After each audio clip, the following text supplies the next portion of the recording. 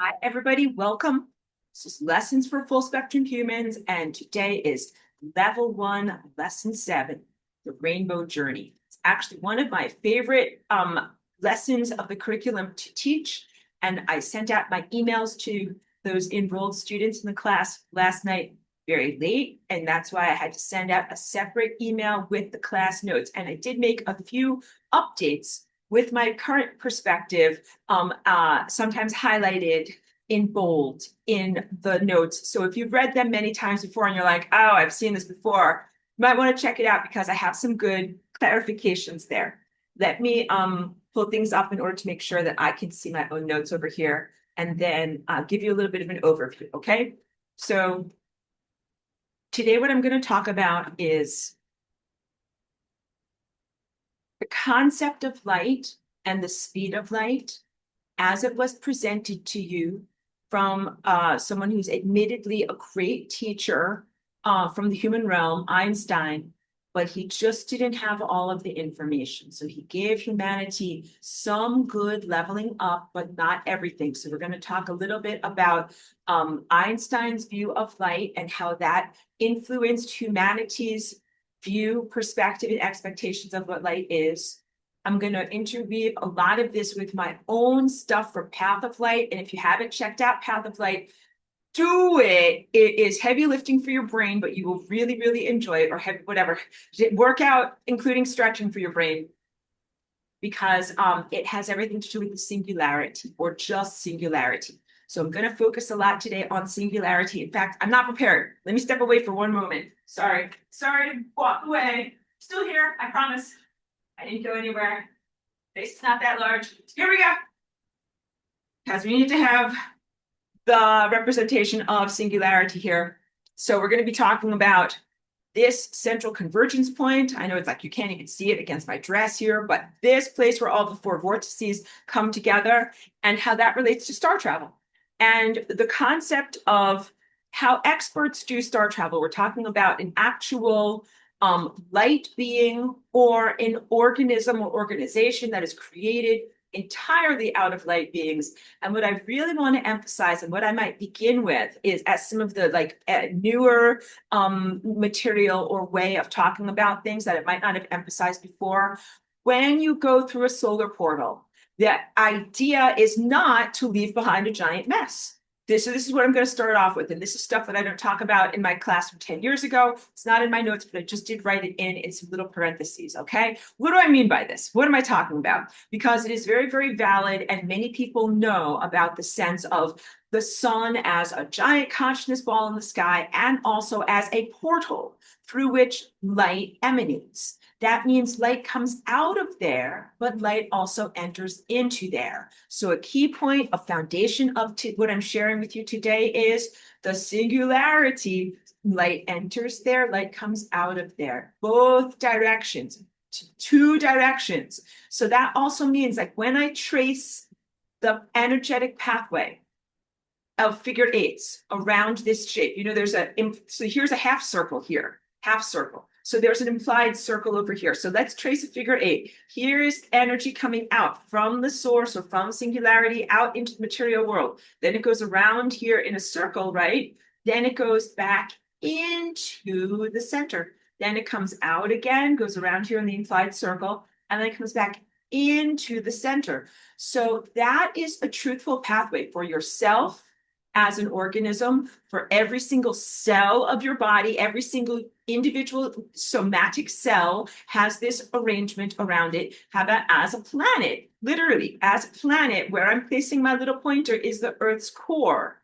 And it is a magnetic core. It's made out of the type of metals that create a magnetic field when they spin around. And they're spinning around in there and they're creating this beautiful magnetic field around Earth.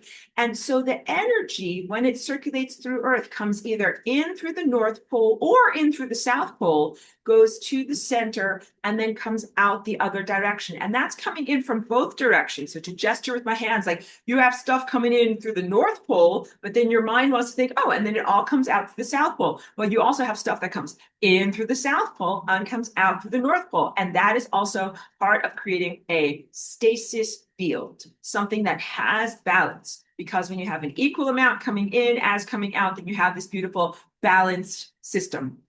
And same thing with, of course, our heliosphere, which encompasses our entire solar system, and the galactic envelope that encompasses the entire galaxy. So all of these are fractals. And the key point when comprehending, so when I talk about a fractal, it's not just a scary math word. It means tiny self-similar layers of reality. So you have the same shape that is echoed or repeated on various different scales. And the key point to comprehend is that every single one of those scales has this as its center. So if you choose any random cell of your body, that's going to be the nucleus. But then on top of there, you've got this, you could imagine it in your heart, or you could imagine it up here, like at the center of your mind. Then you've got one cell overlapped with your mind. Then you've got the planet. Want to draw it out? We can draw it. That'll help you. Just might be a little bit laborious for me to draw this for you, but let's do it. Okay. As you know, that these digital pens aren't always that easy for me to draw with, but let's see if we can do it. And we'll choose different colors. So first, let's start off with just a random color to represent a cell of your body. Okay. We're going to make it kind of not that big. So that is a torus in cross section. That's one cell of your body. And let's go, here we go, for your mind. Boom, here is purple for singularity at the center there. So that's what that dot is. But now let's draw you. Let's draw you. You're going to be light green. And we're going to draw you and on a larger scale, but you still have that singularity at your center. That's you. All right, now let's draw the planet. Planet's going to be blue. So now that little purple dot represents the core of Earth. And here's Earth's magnetosphere. This is not really drawn to scale because, of course, that would be giant, but we got to fit it on the screen. And now let's do one more and let's draw the sun. This is the sun's heliosphere. Again, object not drawn to scale because otherwise I would have to have a screen that's like the size of a football field to be able to draw this stuff. And also, please forgive me. Like, clearly, this is the worst drawing I've ever done in my whole entire life. But please love me compassionately because these electronic tools are not very easy to work with. But I was able to portray accurately the nested shells of these realities. And the key point is that this is all one point. One place, one space place, one place that is singularity. That is why we call it either singularity or the singularity, because it is single by its nature. There is literally only one singularity in all of existence. So to share this concept with you today, I've created some very, very high-tech visual tools. All right. Oh, I didn't know why it does that silly thing. Don't ignore the silly thing. Pay attention to me, class. This is my high-tech special tools. It's a piece of paper with some black ink on it, okay? So just stick with me. Thank you. All right. I prepared a lot. Okay, so first we're going to look at this and we're going to say this dot represents singularity. And the way that my paper is all folded up, you're like, look, singularity, there's one of it, and it's in one place. All right? This is not the end of the story, because this is the fabric of space-time.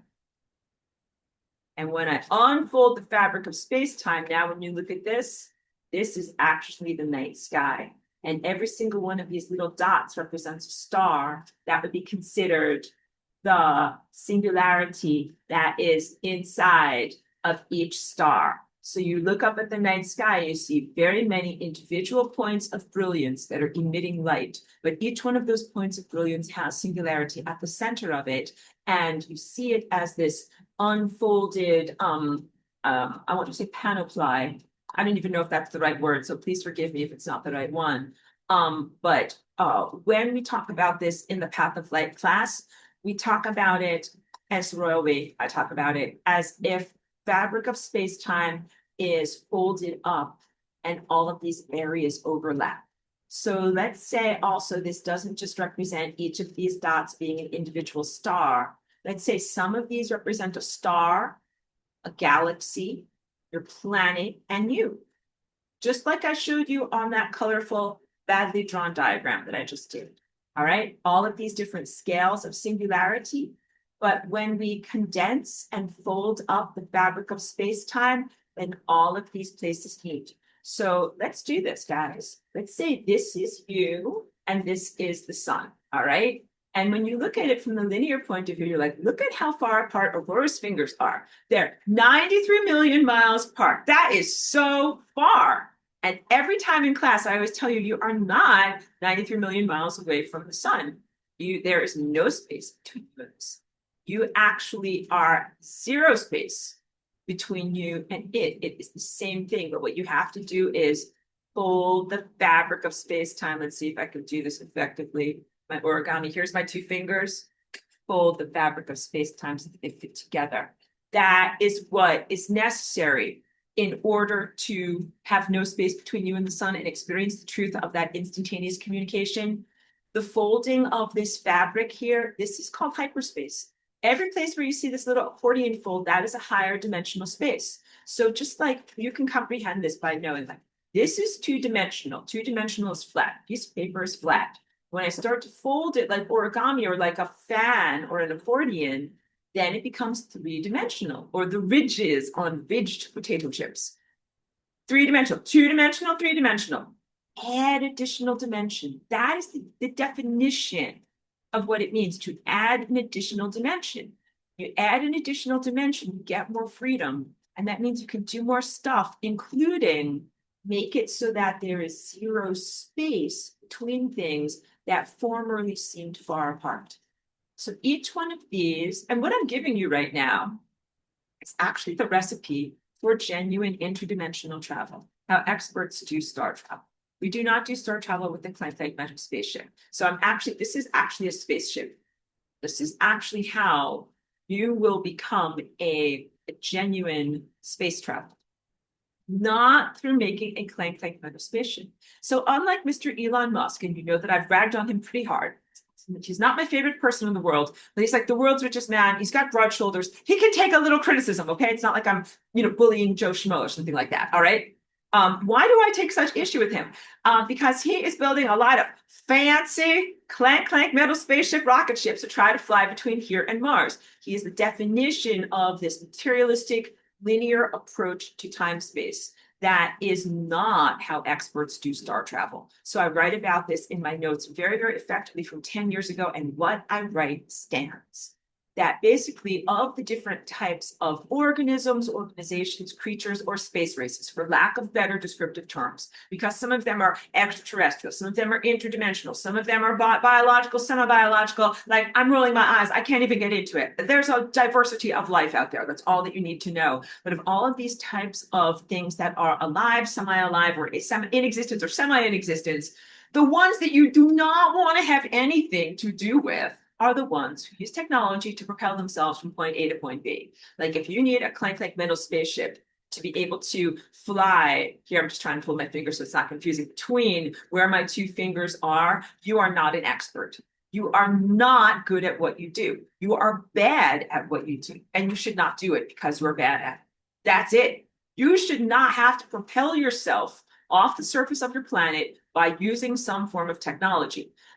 That is the definition of an unformed or an immature race or species. So all of this life is separated by both vast distances of space and time, because some stuff is ancient to you. And as I start to talk about this, sometimes the rational mind is like, what is Aurora talking about? I don't understand it. And I'm angry and inflamed. And I'm like, there, mind, calm down. Don't be upset. But space is sometimes created and time is sometimes created as a barrier to create a partition between flavors that should not interact and that do not match. Various wildly divergent levels of development, value, worthiness, and expertise that, again, should not match, that they should not interact. whatever, two divergent tastes like chocolate and pickles, even though if you're pregnant, that might sound good to you. But no, most people don't like those flavors mixed together. So there's a reason why it might take 10 million, billion, gazillion years to fly from point A to point B. Because we don't want the people from point A to talk to point B. The people from point A might be jerkwads and they don't know how to be better people. And it might take them a very, very long time to evolve and grow wisdom and grow maturity and be ready to be able to interact on a deeper, more meaningful, respectful, reciprocal level with the rest of life. So they are stuck in their zone. And it would take them a very, very long time in clank, clank, middle spaceship years to be able to fly from where they are to other places. And then the people over here at this finger might be super ascended, really, really nice and peaceful, and they're doing great. And they don't want anybody from like planet Jerkface to get on their planet because they're like, no, like we have balanced everything. We've got a good energy economy, a good dynamism on our planet, and we don't want things to be thrown out of balance by these very unworthy and immature invaders. And that's really something to think about. People like Elon Musk and others have a conquistador, linear sense of self-centeredness, narcissism, and self-justification, where they simply consider to boldly go where no one has gone before, to reach out and find new life. I'm being like Captain Picard over here. To find new galaxies and new people and to poop all over them. Like they don't say that in Star Trek, but you know, it's the motivation. The motivation, like why did the conquistadors go from North Europe to North America and Central and Mesoamerica? Why did they do that? Because they wanted stuff. And they didn't care if the people that already lived there, they didn't care if there were already people that lived there. They didn't care if the people that lived there already had stuff and had their own economies. And they didn't care if the people that already lived there and had their own stuff and their own economies wanted to share it with the people that came from North Europe. A lot of the time they did it. So they were like, nice gold you got there, Central Americans. I think I'll take it from you, whether you like it or not, and then bring it back to Northern Europe and then use it to put on artwork and other things like that. Like none of that is a good, respectful way of treating other cultures. And there was also the microbial invasion. So this is actually truthful world history that does relate to you and your lives. The people of Northern Europe and their cultures there were engaged in animal husbandry for many, many generations. They were agriculturalists who had domesticated animals, and their domesticated animals lived in either fenced enclosures or sometimes even inside the house. That might sound strange to you, but sometimes, yes, they would keep like cows, chickens, goats, pigs inside the house. And this definitely meant that the Northern Europeans were exposed to an enormous amount of microbes. What that was pro-survival for them, not only in terms of during the process of milking these various, ruminants that they kept for their milk, but also just in living around a very microbially swampy area. The humans of North Europe developed immunity to certain diseases as a result. Their exposure to cattle gave them immunity to smallpox. And they would get a lesser disease that wouldn't kill them, and then they had immunity to smallpox, okay? So those people that had immunity over many, many generations to some of these incredibly virulent, but not necessarily virus-based microbes, went over to North America, spewing their microbes everywhere. And we're like, here, have some microbes, have some microbes. And the other guys were like, hi, nice to meet you. We don't really want your microbes that much. And then they died. Then they died like in massive numbers. So it wasn't just that the guys from Northern Europe were like, we want to kill you or chop off your heads or shoot you with guns. And they certainly had all of those things, the capacity to shoot them with guns and cannons. But they had microbes that killed a lot of people. And this is relevant to the sense of experts and non-experts doing star travel. Because if you get in your metal clank clank spaceship, as Mr. Elon Musk proposes, first of all, you're swimming with microbes. You got microbes up your nose, in your mouth, up your butt, every place in your sebaceous glands, every inch of you, your hair, is covered in microbes.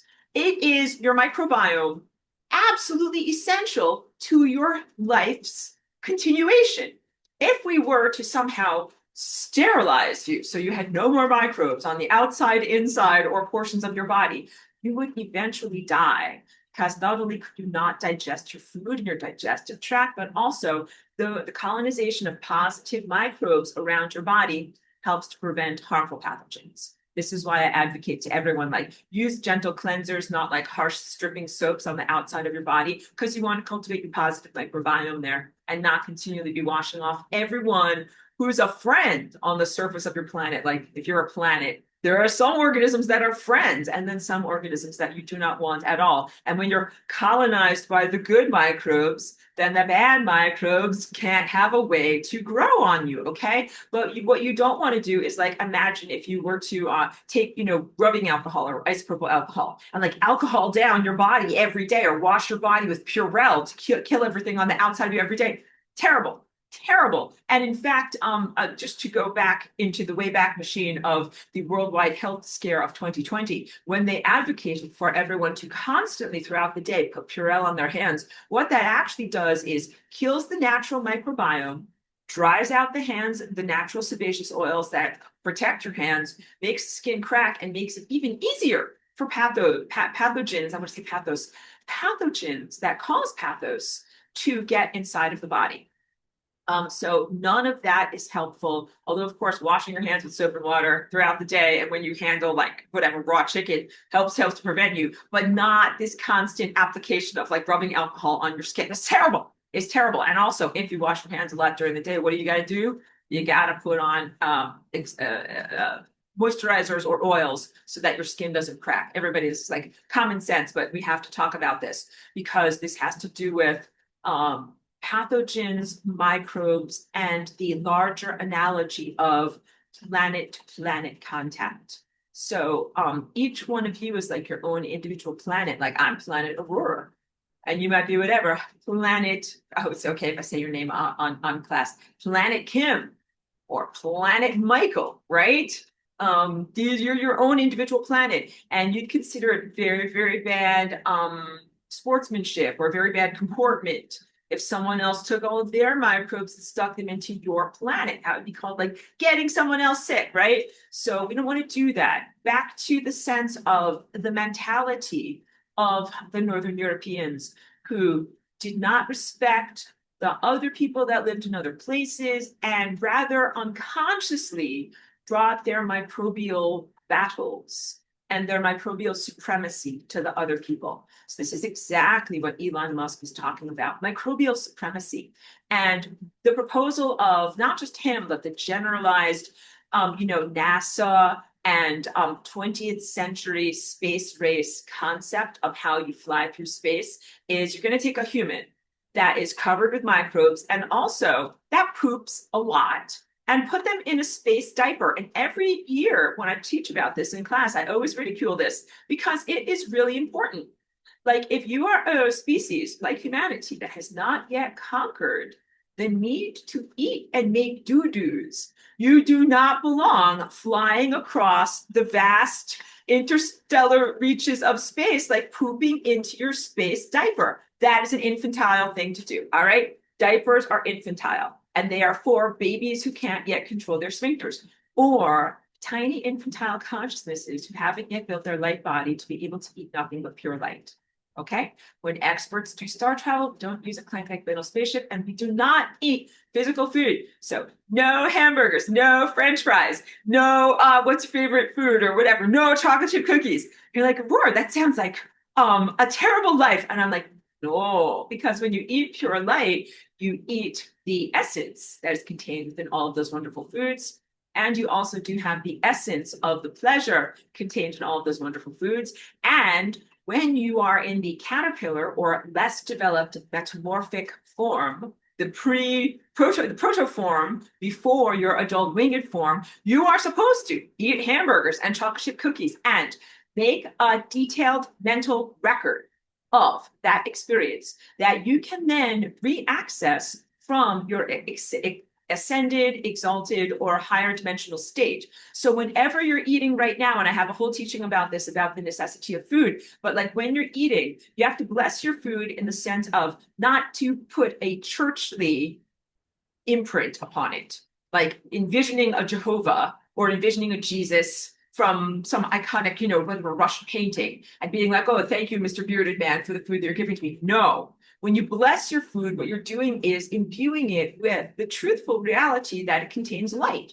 As I've taught to you, that glucose is the molecule that shows or exemplifies light in the molecular realm, from the beautiful chloroplasts in beautiful plants that are miraculously taking light and turning it into matter.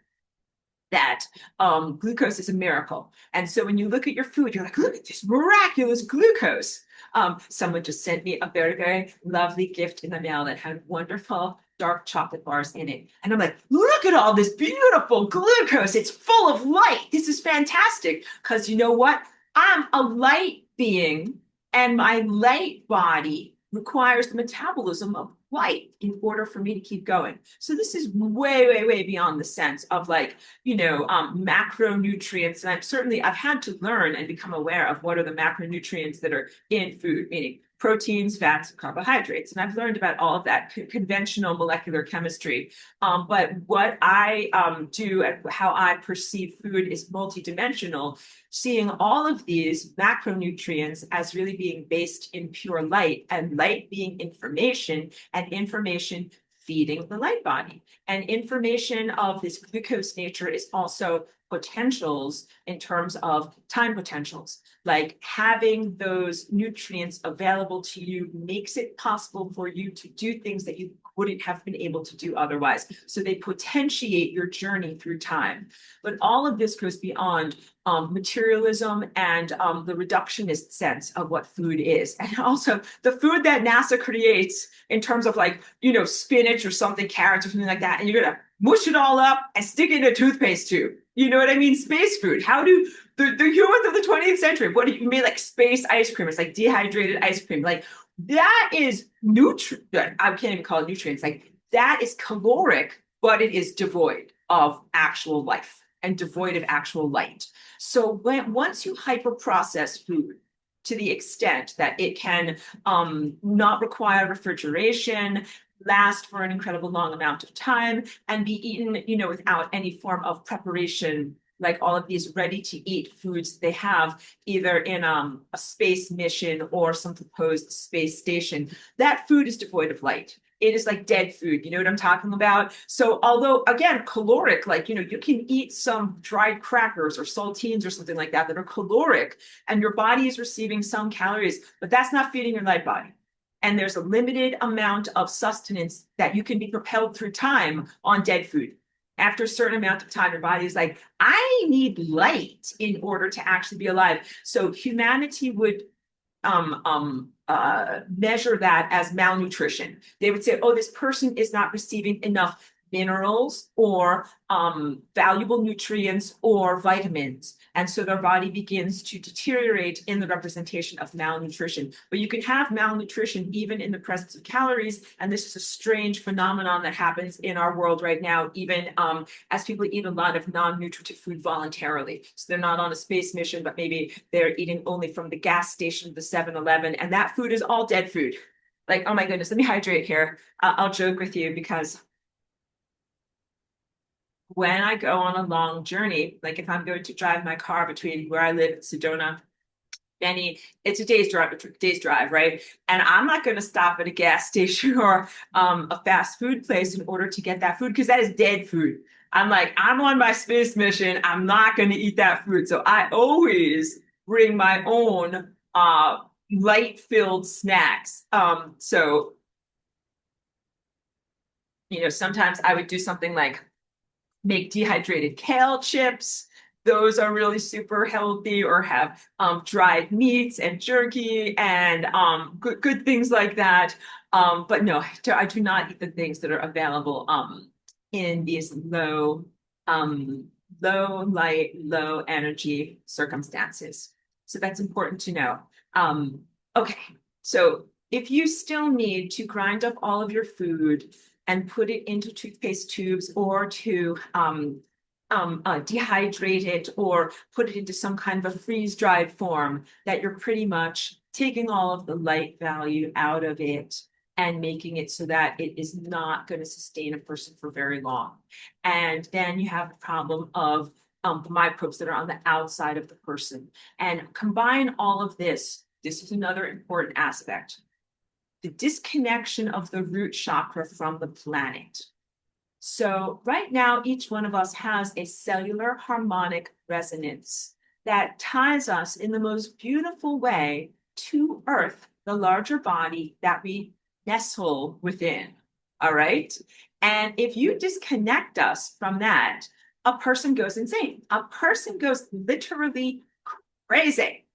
Not in a good way at all. This is not freedom. This is very, I don't even have words for it, but it kind of reminds me of that song from Ziggy Stardust, where he's like floating up above the world and totally disconnected and feeling very alienated from his own home. It's that. It's that feeling, or it's the feeling like when people have a terrible accident and they find themselves floating up above their body and like looking at themselves like lying on the pavement bleeding, and they're like, oh, what's that strange thing down there? Like it's a disassociated depersonalization from the actual form that you're supposed to be in and that you're supposed to be sustained by. That's not healthy. That's not good. And it usually only happens in moments of terrible disease or accidents because you're not supposed to do that. You are not supposed to do that. You're supposed to live in your body. You're supposed to be on your planet. You are not supposed to be floating up above it, looking at planet Earth and feeling disassociated and disempowered and then float off into the void. That is not freedom. That is not what you're supposed to do. Okay, so you have this harmonic resonance that it involves your own root chakra and also your heart chakra, and how the figure eights of your own body and the motion of your body connects you to the planet and also connects you to the stars. And you're supposed to be a balance of both of these things, where you get some energy up through your feet and up through your root chakra from the planet, and then you also get some energy from your crown, from the higher dimensions, from the ephemeral state, from the world of pure light, and you combine them both together. And that is literally what the act of food ingestion and eating is. That stuff that you eat is the combination of both earthly, physical matter and the loving presence from your mother, your matter, the root word matter and mother are tied together, and also the light presence from the stellar parent or your stellar family or your parent light family. And these two things come together and they nourish you on every level, because you have a physical somatic form that is made of matter, but then you have an ephemeral form that is non-material, but that also must be fed. And there's in my notes I talk about this very beautifully, and we'll go more into this too. Two forms of light. There's optical light and there's non-optical light. And I sometimes in the notes call it non-physical light, but I think it's more accurate to call it non-optical, because you might be able to measure it as physical presence, but you simply haven't created the objective materialist science tools to be able to do that. So like a microscope, humans had to develop the capacity to make glass and make lenses that are perfectly, see-through to be able to make microscopes. And that didn't happen until like whatever, the 1600s. We'll talk about Mr. Isaac Newton. But before that, people didn't know about microbes because they couldn't see them, because you can't see them with your unaided eye. And so they had no way to be able to determine what was happening at the microbial level. And they made up all sorts of inflammatory, explanatory, hyperbolic stories about where disease came from and what was actually going on, because they couldn't actually see. And this is a really cautionary tale about the way the human mind or people's tendencies work. Like in the absence of information, people tend to hyperbolize and make up all sorts of stories. And I've joked about this before. Sometimes those stories were like, oh, a black cat walked across the road and then I got sick. I blame the cat. That feline made me sick. And people would often sometimes they would kill the black cats because they really thought that they were giving people the plague.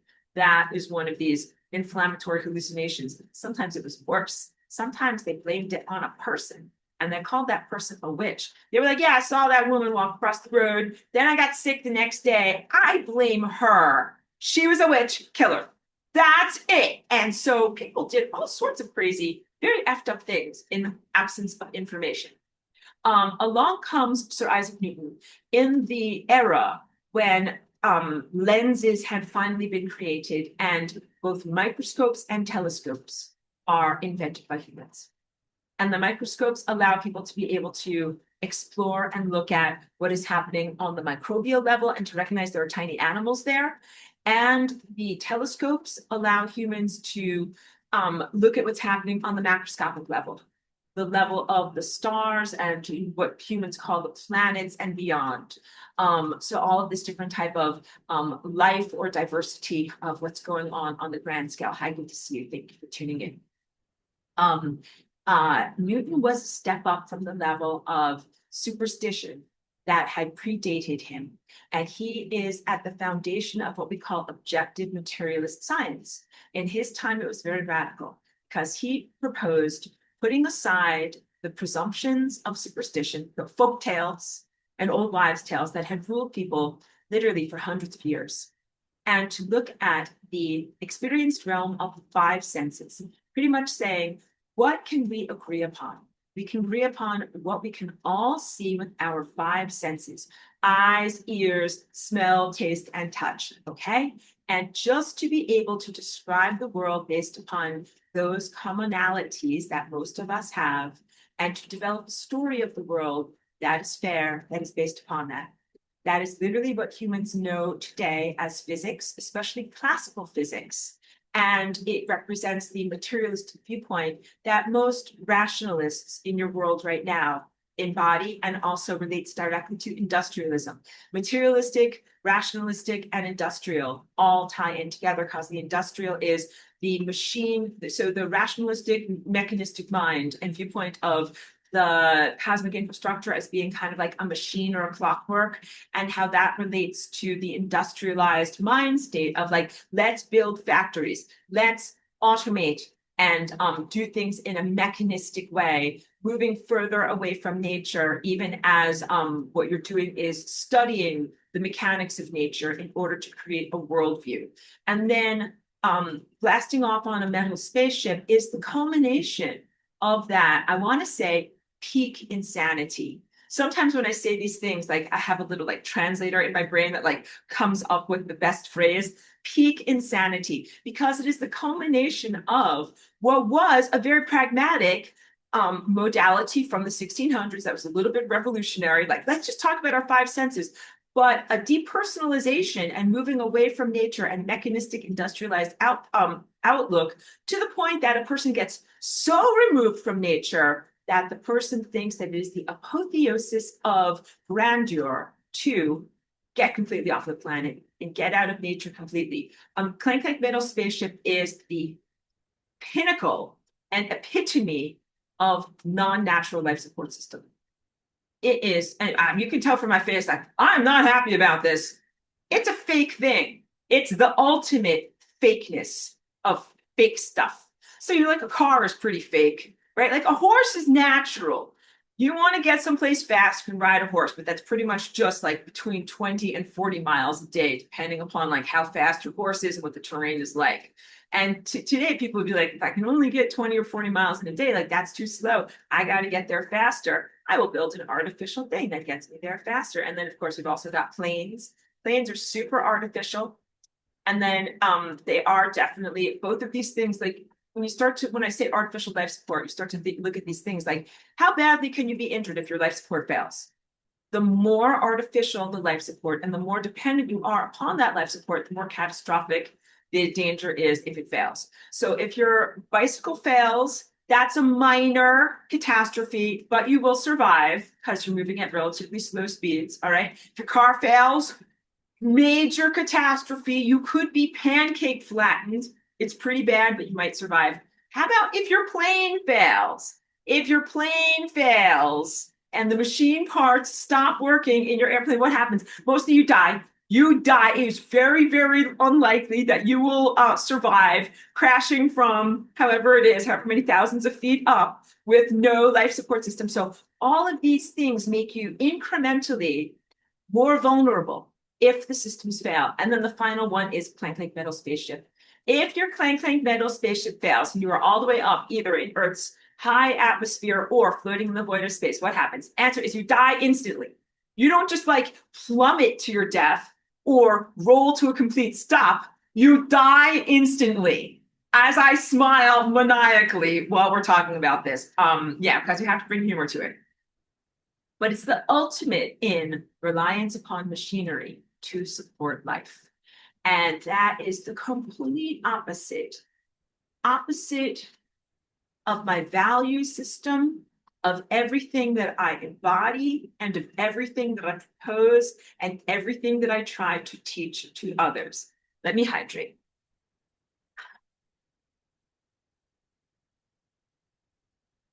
So I'm also opposed to it beyond the sense of its huge danger and impracticality, in the sense of the amount of resources that are devoted by the planetary collective to clank metal spaceflight that is inherently going to harm your society through the misvaluation and misappropriation of resources. In order to make one clank metal spaceship, it requires an enormous amount in terms of human education, specialists who are highly trained, resources, effort, both in money and in personnel. Those projects are incredibly expensive. And that's money and personnel that could be devoted to actual problem solving and improvement of quality of life on the planet. However, it is not devoted to that. It is in many ways maniacally devoted to a very impractical project that will never lead to extended life, that will always lead to death. So the idea of spending an enormous amount of energy on nation state competition to be able to achieve supremacy of clank metal spaceships and fly through space and do something like go to the moon or go to a nearby planet like Mars, or even just achieving orbit. And we can talk also about the fakeness of those projects too. I want to use some like internet what's it called, like vernacular. So like they're fake and lame, they're both fake and lame. We'll get into it. But those projects do not add to life, and they very much are siphons or drains of real energy, real budget that could be used to greatly improve life on Earth. And basically, I'm trying to say that all of those efforts are efforts away from life and towards death. And so the culmination, as I get back to it, is the psychosis that happens when any organism disassociates itself from its planet of origin. So even when you do remind, when you do space travel and star travel, as experts do star travel, you do not simply sever your connection to your home planet. I am an expert and I do star travel the way experts do star travel. And I am here now because this planet is my home planet. It is my origin world, and it is still relevant to me. Even though I have graduated and ascended in what you know as the time is ancient, but it's concurrent Atlantis. So I've been an impulse on the stellar network for an unmeasurable amount of time. But I came here into this world through flying rainbow lasagna in order to help and fix things, because what happens here is still relevant and important to me. It's very different than saying like, well, if you have moved out of your hometown and then whatever, the place gets economically disenfranchised and all the buildings crumble and everything, you're like, oh, how sad. It's not what it used to be, but I live here in my beautiful Beverly Hills mansion now, and I don't really care about my hometown because now I live in a beautiful, exalted place. It's not like that, because I, as Aurora, live in a very beautiful, exalted place that is known as the stellar network. And what is going on Earth still really matters to me. The quality of life here and the quality of freedom here and the quality of the amount of consciousness that can grow and evolve and ascend here still really matters to me. So it's not just a question of sentimentality, like, oh, I think I will return to my old home planet just because I care about folks, or just because I want to do like some homecoming type of thing. Like you go back to visit your own school and you know all the fight songs and you root for the home team. No to all of that. All of this, when you do something that's a major life decision or major soul decision, it's because it has an impact on you. Like you're not just a sightseer tourist. Like I think that would be easy, fun, or capricious to do that, or whimsical. not just a whimsical choice, but deep soul choices about like where you're embodied, where you're born, where you're incarnated, things like that. And I made a very, very deep choice to be here in this time and place on this planet, because if this planet got destabilized and all of the bad stuff, wait, let me grab my pieces of paper. They have all fallen on the floor.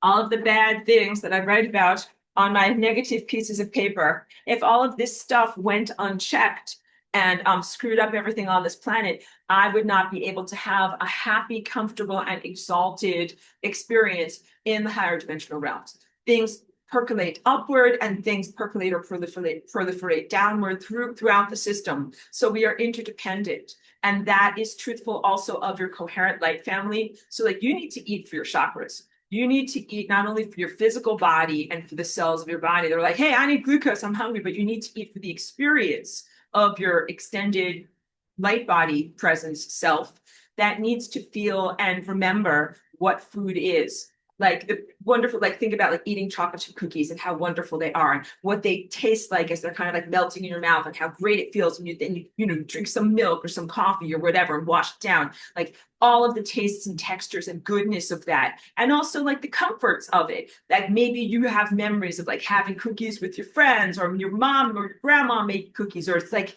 it's good stuff. There's positive memories associated with cookies. Like just, it's not the same with like eating a stalk of broccoli. Like no one's like, oh, like the comfort of eating a stalk of broccoli. Like these are totally different emotional experiences. You translate the emotional experience of what you're eating to your light body. This is what I mean when I say feed your chakras.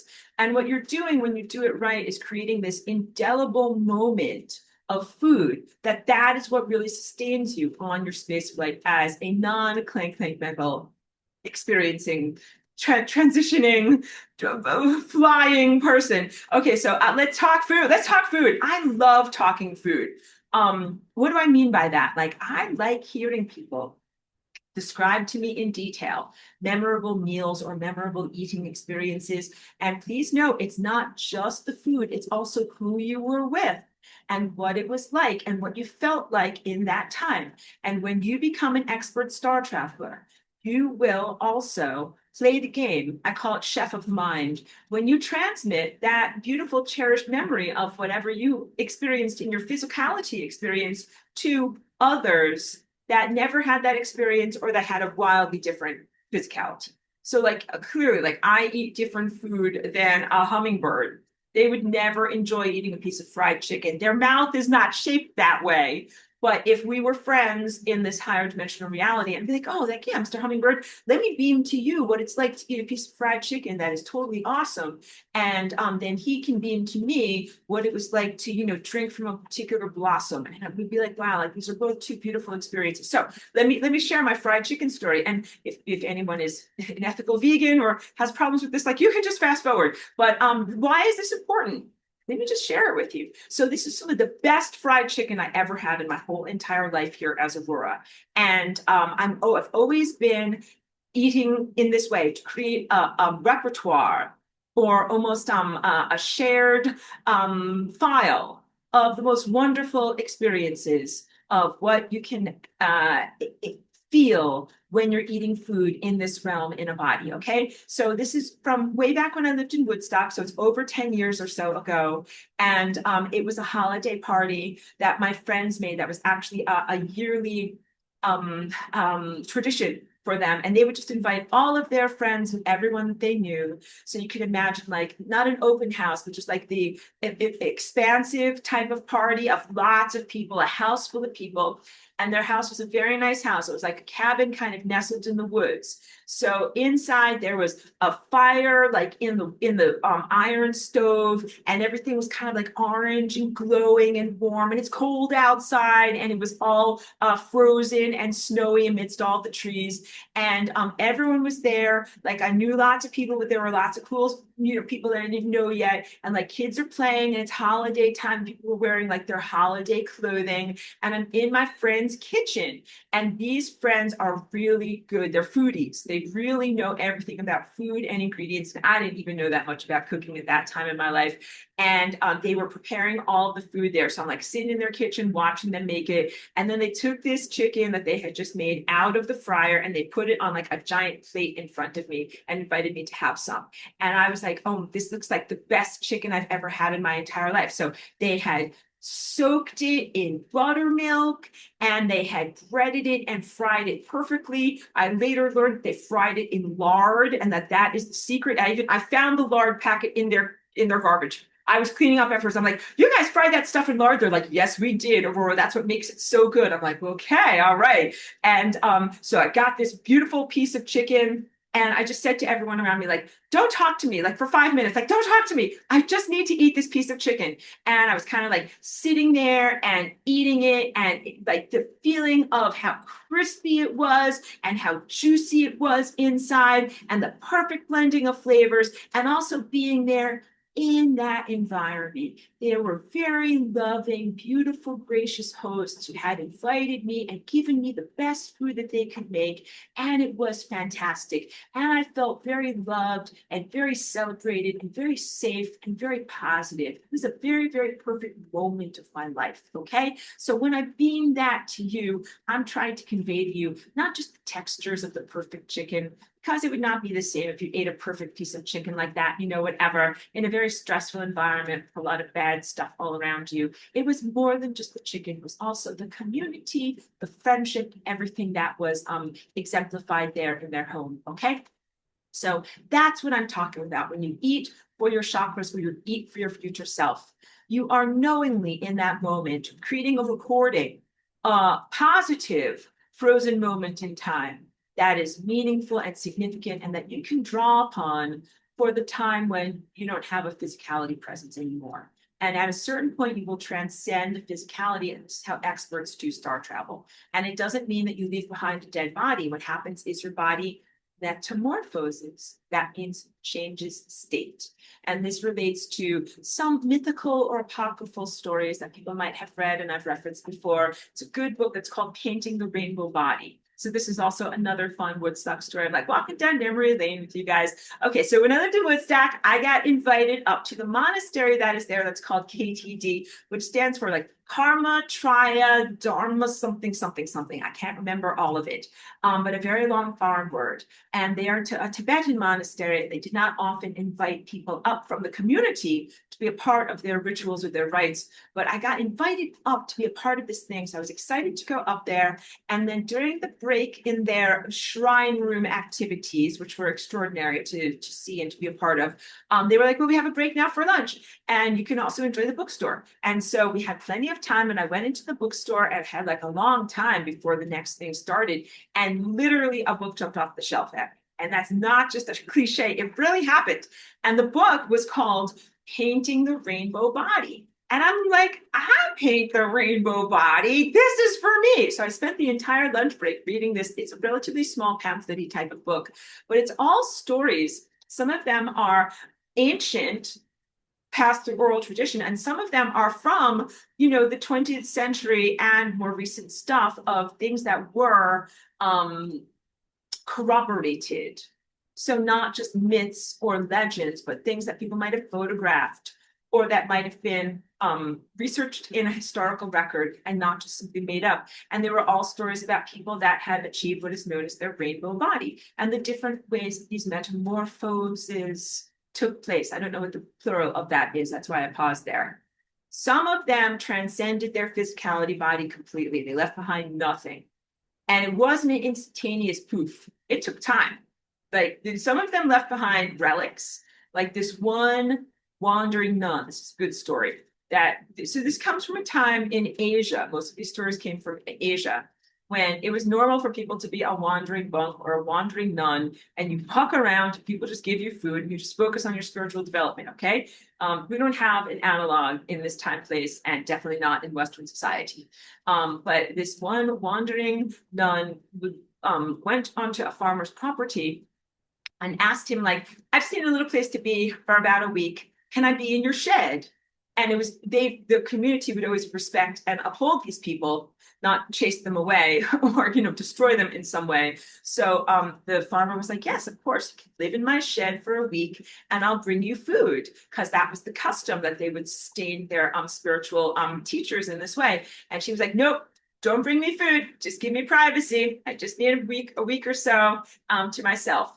And so he's like, okay. And then after a couple of days, he didn't see her come out of the shed. He was worried because he's thinking that she's just like an ordinary person, not a supernatural person. And so he makes food and he brings it to the door and he knocks on the door and then he opens the door and he looks inside and he's going to give her the food. And he just sees like a dress with light shooting out where there should be a head and where there should be arms, just light shooting out. And he kind of just puts down the food, backs away slowly, closes the door, comes back a couple of days later and looks inside and there's nothing. There is nothing there. Just the dress is still there. And then what was left behind was also the nun's fingernails and hair. And so that is an example of an almost total metamorphose. We would say that the hair and the nails are just these dead keratin items, so they would have been left behind, and same thing with the person's dress. But all of the cells that were living cells of that person changed state into light. So this is a representative story of the type of experience that you experience. That nun did her ascension in a different time place, in a different context. And right now what we're doing is planetary and group ascension. So please know that you can't say it's going to be exactly like that, but that was how she did her thing. It's like giving birth. Everybody's birth experience is different, separate, and unique. And what we're doing right now as a group and as a planet is totally unique and has not been done before. But what I want to emphasize when we're talking about these transformations is that this is not the essence of non-confrontationalism. Let me hydrate and then I'll get into this, because this is new stuff that I wrote in my notes, but I have to say it explicitly. Okay. Many, many very good, exalted people that are here in this world at this time, some of whom I actually know, recognize that we're going to go through a solar portal. And they look at it as literally a transformative, transportive experience, like moving from point A to point B. But it is a consciousness experience of moving through time. But the key point is, it is almost a form of escapism to be able to get away from pathogens. And I want you to know that we cannot do that. We cannot leave a mess. So this is what I have to clarify in terms of our journey. So the non-confrontationalism is the sense of very, very good people in this world who might not want to be violent or destructive, but who are living alongside those who are extremely pathogenic and who are infested with mind states that are predatory mind states, invader mind states, things that are non-native to this world, like just in the same way that microbes can be invaders, modalities, behaviors, and consciousnesses and genetic stuff that people do can be invaders. And there's a lot of that in this world, like some of the all of the sexual violence and violation in this world is invader behavior. None of that is native to our world. And that is a foundation of what a lot of people do and identify with it. Same thing with some aspects of non-generosity, same things with some aspects of pathological violence. Violence is native to this world, and violence can be healthy, natural, necessary, and even sacred or righteous. Same thing with destruction. In nature, you have like things grow and then things get destroyed. You have a balance. Where's Flying Rainbow Lasagna? I gotta grab this over here. In Flying Rainbow Lasagna, you have stuff gets energized and stuff gets entropized. And in being an artist, I don't have my pencil over here, but you have making marks or making something like drawing and erasing, painting, making stuff, and then wiping it out with turpentine. You have a balance of making stuff and removing stuff. So it is not righteous to only make stuff and never to erase stuff. It is not righteous if you only generate and you never destroy, or you only create and you never destroy, because then how are you going to get rid of the mistakes? How are you going to destroy the stuff that's not supposed to be here? How are you going to destroy the stuff that is peripheral nonsense and not what you intended, and fine tune and hone your creation? So some of the aspects of achieving your God self And claiming your full identity as divine presence is to recognize you are observership, creating, big banging in every moment the world into existence. And also, you have to look at what is the creation and look at what needs to be either de-energized or dismantled, demolecularized, or actively destroyed, because there are things that aren't right.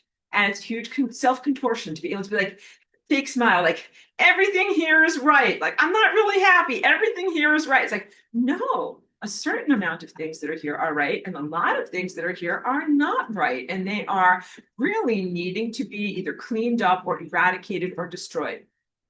And that is positive, okay? But so there's good people that are here in this world that are not wanting to claim either violence or destruction as natural and divine aspects of self. And you're in a polluted garbage world with a lot of pathogens.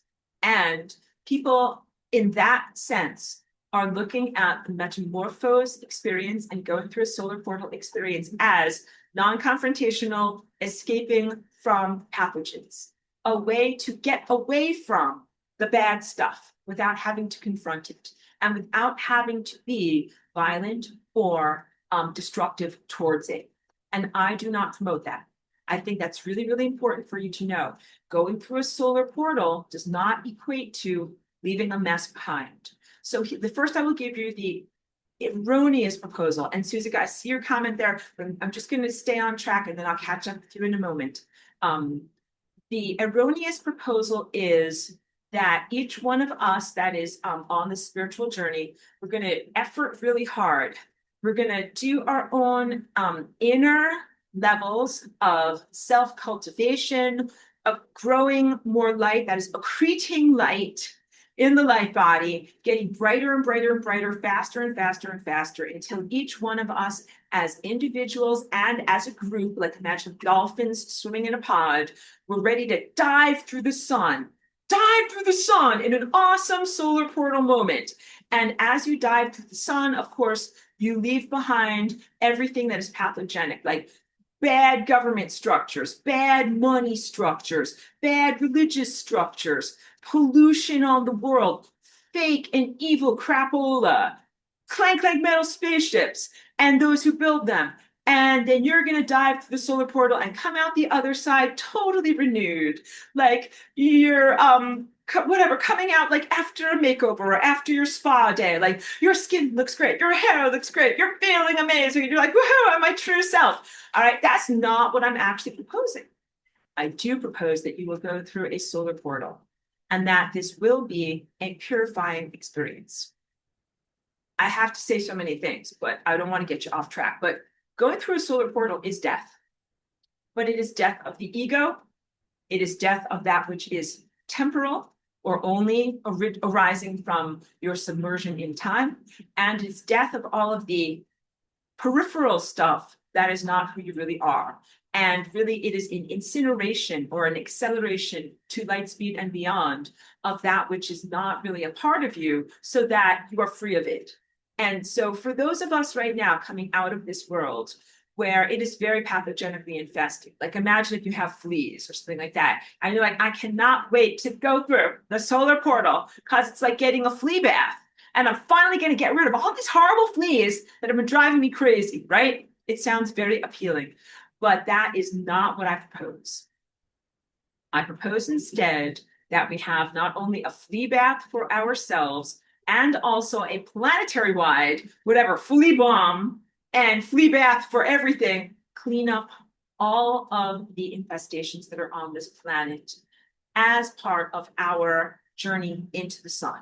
So what I don't like is the sense of leaving a mess behind, because let's say jump off into the solar portal, Calgon, take me away. And I even saw a little GIF of Calgon, take me away. It's still in the human consciousness. People still use that on social media. But the ultimate escapism, gonna get me out of here, and I'm gonna go someplace better.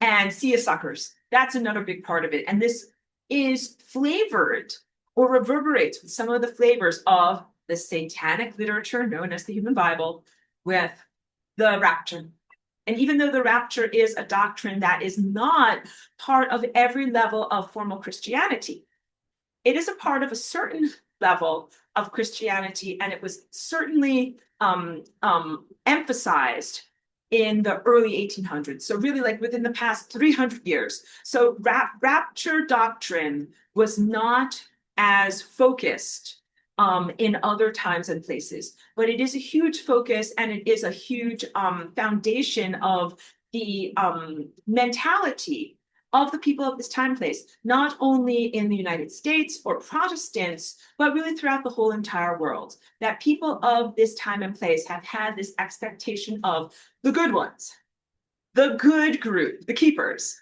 They're going to float upward, possibly while wearing like a white nightgown, like floating upward, feeling so great. And then everybody else is going to be left behind, ka-chunka. And those who are left behind are like writhing in horrible torment, and there's plagues and fire, and they're very unhappy, and they're melting and stuff like that. Even to the point, like there was a show that I watched that was called The Leftovers, and it explored this in a very modern, pop culture way, but it explored this concept of like, what would society be like? So it's actually, it's a very, very well written, well acted show, but very bleak. So be prepared for that, with some violence. So when I recommend these shows, like everything is violent. Sorry that there's nothing really good except for The Good Place. That's the only show I can unequivocally recommend to families and people of all ages. But the show The Leftovers, there is a rapture-like event where people just disintegrate or evaporate, and they're from all different walks of life and all different ages. So one woman is like, she put her child in the car seat and then turned around to get the groceries, and her child evaporated. And there's other people where someone just evaporated from their life. And then so the mom, as an example in that, she is a very, very tortured character, because she thinks, what did she do wrong? Like, not only is she in the grief and loss of being a mother and a parent, and her child isn't here, but she's wondering, like, what did I do wrong? Why didn't I evaporate with my child? Why did my child go to heaven and I'm stuck here and I'm left behind? The unworthiness, the guilt, the shame, the heaviness of those who are left behind. And that's basically what that show is about. So again, it's a bleak show, but people make these TV shows because they have something in their collective consciousness they need to explore. What do you do if you get left behind? What do you do if there's some big, giant, special heaven party and you're not invited? And then you think like, oh, I must be the trash. I must be the garbage. I must be bad. Give up on everything. And that's what some people in the TV show do. They make like smoking tobacco, which is like the essence of giving up on everything. They make it like a whole way of life and a whole cult. Like, for those who have given up on everything, simply smoke tobacco all day long, and they kind of like distribute their cigarette packages to be like, here's your give up supplies. Your supplies for giving up. Please continue to smoke tobacco. It's just like that mentality type of things. I make it sound like a comedy, but it's not a comedy. We drink more. It's a very warm day. That's why I have to hydrate a lot today. But it's going through a solar portal equivalent to that level of like pop culture rapture. And the answer is no. You will not be going through a solar portal, starting to get all like purified and feeling so great. But just take one moment to kind of like look back on everyone who's left on the surface of the earth and be like, ha ha, like, see ya suckers, like, I'm gonna go get my heaven makeover. You're all gonna burn in hell. Goodbye forever. No, that is not what is going on. But I have, talked about this in this class, that just as I don't promote the idea of like Christian doctrine where there is an eternal burning in hell of those unrighteous souls, or that which hasn't been evolved and matured, I propose entropy, because I don't think that it is healthy to have this like eternal torment that is going on. But I validate that if you're a survivor experiencer of profound violation, like, whatever, a sexual violation or something where you were very badly hurt or mutilated, I comprehend that a person you as a survivor experiencer might need to see the person who is the perpetrator or the organization, the criminal organization. You might need to see them suffering.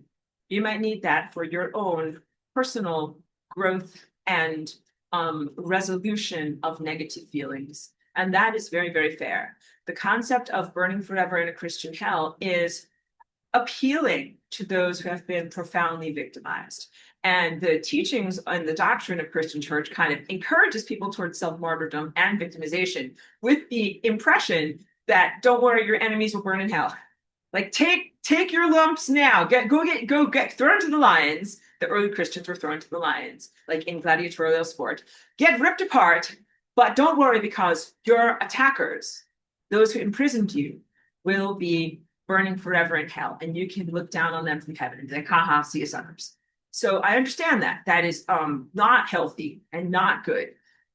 The key points are you do not want to present yourself for abuse, victimization, or martyrdom in any way. If you have been, against your greatest efforts, harmed in some way, it's fair to want to even the scales, but it hurts the entire fabric of space-time to require those perpetrators to be burning eternally in some kind of, grotesque interim dimension of pure suffering.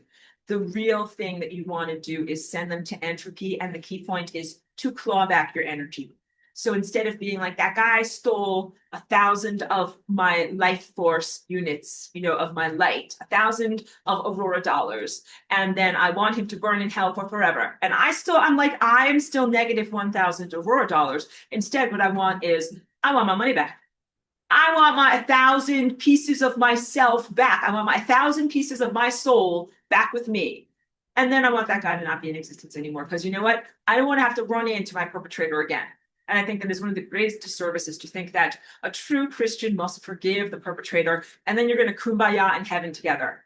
No, actually, any real heaven, any real benevolent, ascended after existence or metamorphosis post-human state, I would say would be non-ideal if you had to continually be on alert to re-encounter someone who had violated or harmed you in some way. That would not be very positive. Like when you are free, you want to expand the wings of your consciousness and fly through time, going to all sorts of cool places, not worry about re-encountering someone who had violated or hurt you in a very bad way.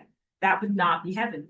Heaven is the freedom that you achieve when you are a signal bouncing on this beautiful network of light of stellar consciousness.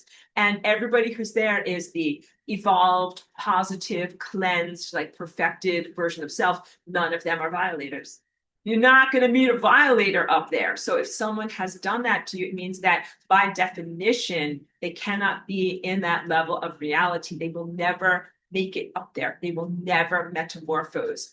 The violator personality characteristic is always going to be burned off when you go through a solar portal. So that means it can't get up there. It can't get past the velvet rope and the bouncer to get into the VIP lounge. The world of pure light is the VIP lounge. And only the beautiful people go there, but not fake fat ass celebrities like in this world. Real celebrities of soul, people who are the best of the best. So the qualities and characteristics to pass the audition to get onto the stellar network are all the things and the values that I try to teach you and that we explore in this class. And it's not just pat or simplistic views of what it is to be good in this world, but it is much more of being supremely divinely connected, harmonically perfect, and following these divine mandates. And sometimes the divine mandates can be about either very surgically accurate, righteous violence, or even preemptive violence. Because I want you to know that you're not required as an ascended master or a precog or someone who can sense the future to watch the violations happen and then pick up the pieces afterwards. That would be like saying, well, I know that there's this violator society and they're going to go around, they're going to, sexually exploit or harm all these people. And I can see that it's going to happen, but I have to wait until they do it and then catch them red-handed and then take them off to their jails or wherever they're going to go. No, when you are really an ascended master with accurate precog abilities, you can sense and anticipate what people are going to do wrong and stop them from doing it. And that is not the same as some type of minority report AI pre-crime that is highly fallible that is a system that you would never want. You would never want to outsource this to any type of quantum computer or anything that is fallible and that is non-responsible. So I, as a person, am, I try to be extremely accurate. If I'm ever fallible, I'm responsible to my actions. That's written on my body. That would be like, imagine there's a thing right here that says Aurora's mistakes, precogged the wrong guy who was innocent, but she, took him out of reality. And I'd have to own that. I'd be like, yup, sorry. I thought that guy was going to, rape this person over here. And that's why I got rid of him. But it turns out he was innocent. Like, I would have to own that. But if you're in that level of reality and you can see and anticipate, let's say, like, if you can see down the road and you see a car crash is going to happen, you're not obliged to experience it. You can actually stop and get off the road so you don't crash into all of those cars. And you can call the other cars and be like, don't be a part of that car crash. And so you have a huge responsibility to preventing bad things from happening when you can anticipate the future. Not merely experience and respond. So you do end up preventing a lot of crime. But in this world where people do not have accurate sensing of the future, people are afraid of totalitarianism overreach, creating anticipated pre-crime, which is profiling, that is not accurate. So it's true. In the industrialized world of clank metal spaceships, you also have, clank supposed precog, where they might do an assessment of everyone, like who is most likely to commit a crime, and be like, kill that guy. He's most likely to become a bank robber. Let's prevent this. But they don't really know. They're just kind of pretending. And this is not at all in any way what I'm talking about. In fact, I write in my notes, I'm going to do my silly squinty scrolly faces because I know I've got it here, but I wrote in my notes, it also is terrible. There we go. Here, let me do it, guys. Sorry. It's in here. Good. The essential leap of consciousness, the inner revolution that happens in order to access your higher faculties is wait. I'm talking about no space. Sorry, because my thing is written just as a fragment. There's huge distinction between the natural telepath and those who can make that leap of consciousness. That is an inner revolution that is necessary in order to access the higher faculties. And the higher faculties are where you have your precognitive and anticipatory connection to time, to be able to see through time. What I'm trying to say with what I write in my notes, and to contrast this synthetic telepathy, because they don't know anything there, is that so the system of synthetic telepathy, and I talked about that in last week's class very much, and the hardware that is involved in synthetic telepathy, it does not accurately perceive time at all. So this is a big, huge thing. And I know I've jumped around a lot in today's presentation. I'll tie everything up with a bow, but I have to open up another topic, which is in today's current extremely, extremely difficult situation and circumstance. There are people who have slightly augmented their mental capacities, but not fully achieved their higher faculties. And they can sense the future somewhat, but not very accurately. And when you contrast them, Cheeky has arrived, with myself or others who are natural tele-empaths, who are truly multidimensional and who could truly sense what's going on in time, they don't know SHIT. I know a lot. So I'm looking at like the big picture and actually seeing and sensing everything and looking at the true multidimensional fabric of how all of these events tie together. And they see only a very, very limited slice of the pie. And that is an incredibly dangerous thing. It's like you could call it like might be so cheeky. Project Looking Glass. So wait, let's hug Cheeky. Let's talk about Project Looking Glass. Cheeky! Everybody loves you. Let's hug Cheeky. Good job. Cheeky's doing great. I have bribes prepared. Don't worry. Bribes are ready for any moment that this little girl needs surprise.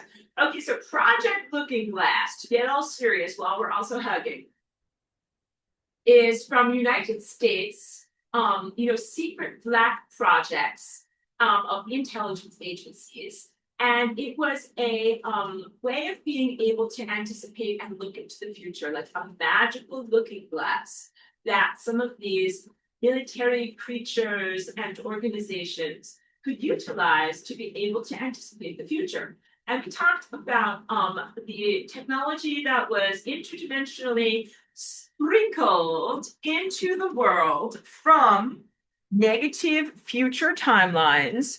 Like last week, we talked about the Philadelphia experiment as another example of time bending or interdimensional firecrackers being given to children, like, here, go play with firecrackers. And Project Looking Glass is along those same lines. It comes from a similar era, even though it wasn't really perfected until closer to the 1960s and 70s. So the Philadelphia experiment happened in like pre-World War II, a longer time ago. And Project Looking Glass is post-World War II, even up to the 1980s. But please know that it was not accurate. Very, very highly inaccurate. So you guys are super smart. I bet you can already anticipate what I'm going to say. Class, why was it so inaccurate? And you're going to say, well, because the future is an ever-shifting, multi-dimensional mosaic of possibilities and probabilities. And every time you look at it, your observership changes it. And every time you talk about it and share it with other people, that also has an impact on the future. And I would say, good job, class. You are smart. You are smarter than the United States government and all these supposedly fancy scientists that were using Project Looking Glass, because they used it as a type of oracle that imagine, like, a person who's severely visually in deficit, like not fully blind, but like only sees a tiny fraction of what's going on in the world. Like they can just see a little tunnel.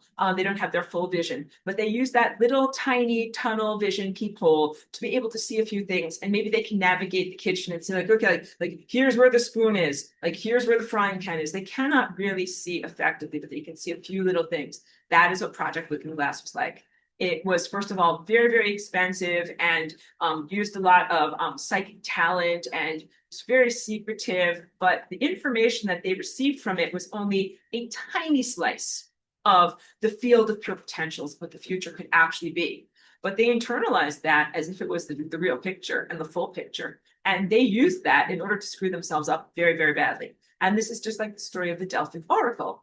In the Delphic Oracle, this is from ancient Greece. There was the oracle herself was like a Vestal virgin who breathed in a lot of questionable fumes that arose from the ground, literally, like getting super, mentally disheveled and biochemically disarranged from whatever is in the fumes coming out of the ground. And then in that hallucinatory state would say all sorts of things about the future. And the oracle would change. Like there would be different women who would do this role at different times. So at one point, this king came to check out the Delphic Oracle and asked, like, should I invade such and such country or should I not? And the Delphic Oracle basically gave him an answer that was like, yeah, definitely, you should do it. And he did it, and he lost his ass. He like totally got his ass kicked. And went back to the Delphic Oracle and was like, I thought you told me I should invade. And that the answer was, you shouldn't listen to me because I make mistakes, and also I twist and make my answers ridiculous and nonsensical at times to confuse people, to screw up the future. Like basically the answer was, you can't trust an oracle, and that you get what you deserve when you look at these things. And if you lose your country because you do a stupid war based on an oracle, then you deserve to lose your country, right? Also, when you are an oracle and people come to you looking for prescriptions about the future, you have to be super careful. Like if you're a tarot reader, or if you have precog abilities or whatever, like lots of people will be like, tell me my future. Don't do it, because also if you tell people accurately or inaccurately, a lot of the times they will be angry and they will shoot the messenger. So this is what you also need to know about Project Looking Glass, that when it was accurate and it told them things they didn't like, they shot the messenger. And when it was inaccurate, it told them things they did like, they did stupid things. And then here's the cool news, is that at a certain point, the government of the United States had to abandon Project Looking Glass because it just told them nothing. They would look to see what is going to happen in the future, and it just gave them blank, no information. And this brings us to what I want to talk about, and I have other things to talk about, but Terence McKenna and Time Wave Zero and singularity. And what is singularity and how does this relate to going through the solar portal? But first, let me go back to Suzuku's beautiful comment because it took me a long time to be able to get to a good stopping point. Thank you for being here. And Suzuki says, thank you for talking about this. I've wondered about this going through the sun and all that entails for a long time. Okay, good. So we want to talk about time wave zero, but we also want to talk about like what is going through the sun and is this the same as escapism? Kind of like, I don't like my life, or I don't want, I got a pile of dirty laundry in my bedroom. I hope I escape this level of reality and I don't have to do the dirty laundry. And the answer is that that is not acceptable. Like you have to live your life and do all these things and take care of all of your responsibilities and chores and know that you carry with you all of the projects or things that are important to you when you go through the portal. So like, I mean, doing the laundry is relatively silly, and the dishes too. You can certainly ascend or go through a solar portal with minor chores undone, but we cannot have it be the motivation. Like I have to do the grocery shopping, I have to do this laundry, and also the place is a mess. I really need to tidy up. But instead of doing any of those earthly chores, like I think I'll just go through a solar portal. And then someone will come to my apartment and be like, well, Aurora's not here anymore. Like, look at all this dirty laundry. Like, look at how she lived. No, none of that is right. Not in the sense of being worried about how you will be perceived in your absence or what you will leave behind, or in the sense of leaving behind things in a very disarranged mess. So you're not supposed to do any of that stuff. Okay, so to talk about that in a coherent way, we must not be tied to the chorefulness of the day. When it's your time and your moment to go, you need to go. But also, we cannot use going and escapism as a way of non-confrontationalism and escaping responsibility for things that genuinely need to be changed. So someone over here just said woof. So we're just going to pause for one moment and we're going to give woof some food. Thank you for allowing me that a little bit of time to be able to take care of Cheeky. Okay, good. Going through a solar portal cannot be escapism from that which we do not want to confront, that which is inconvenient, and from our own chores that we need to do. But if it was the moment to ascend, I wouldn't want any of you to be like, oh no, or we're about to go through a solar portal, like sink full of dirty dishes. Let me just get on my dish gloves and get my scrubber brush and just scrub these dishes first. Like, no, nothing at all like that. Okay, so how can I balance out these two tendencies within you? Another thing is when you go through a solar portal, are you leaving behind and abandoning the planet? No, big stuff, big stuff. So to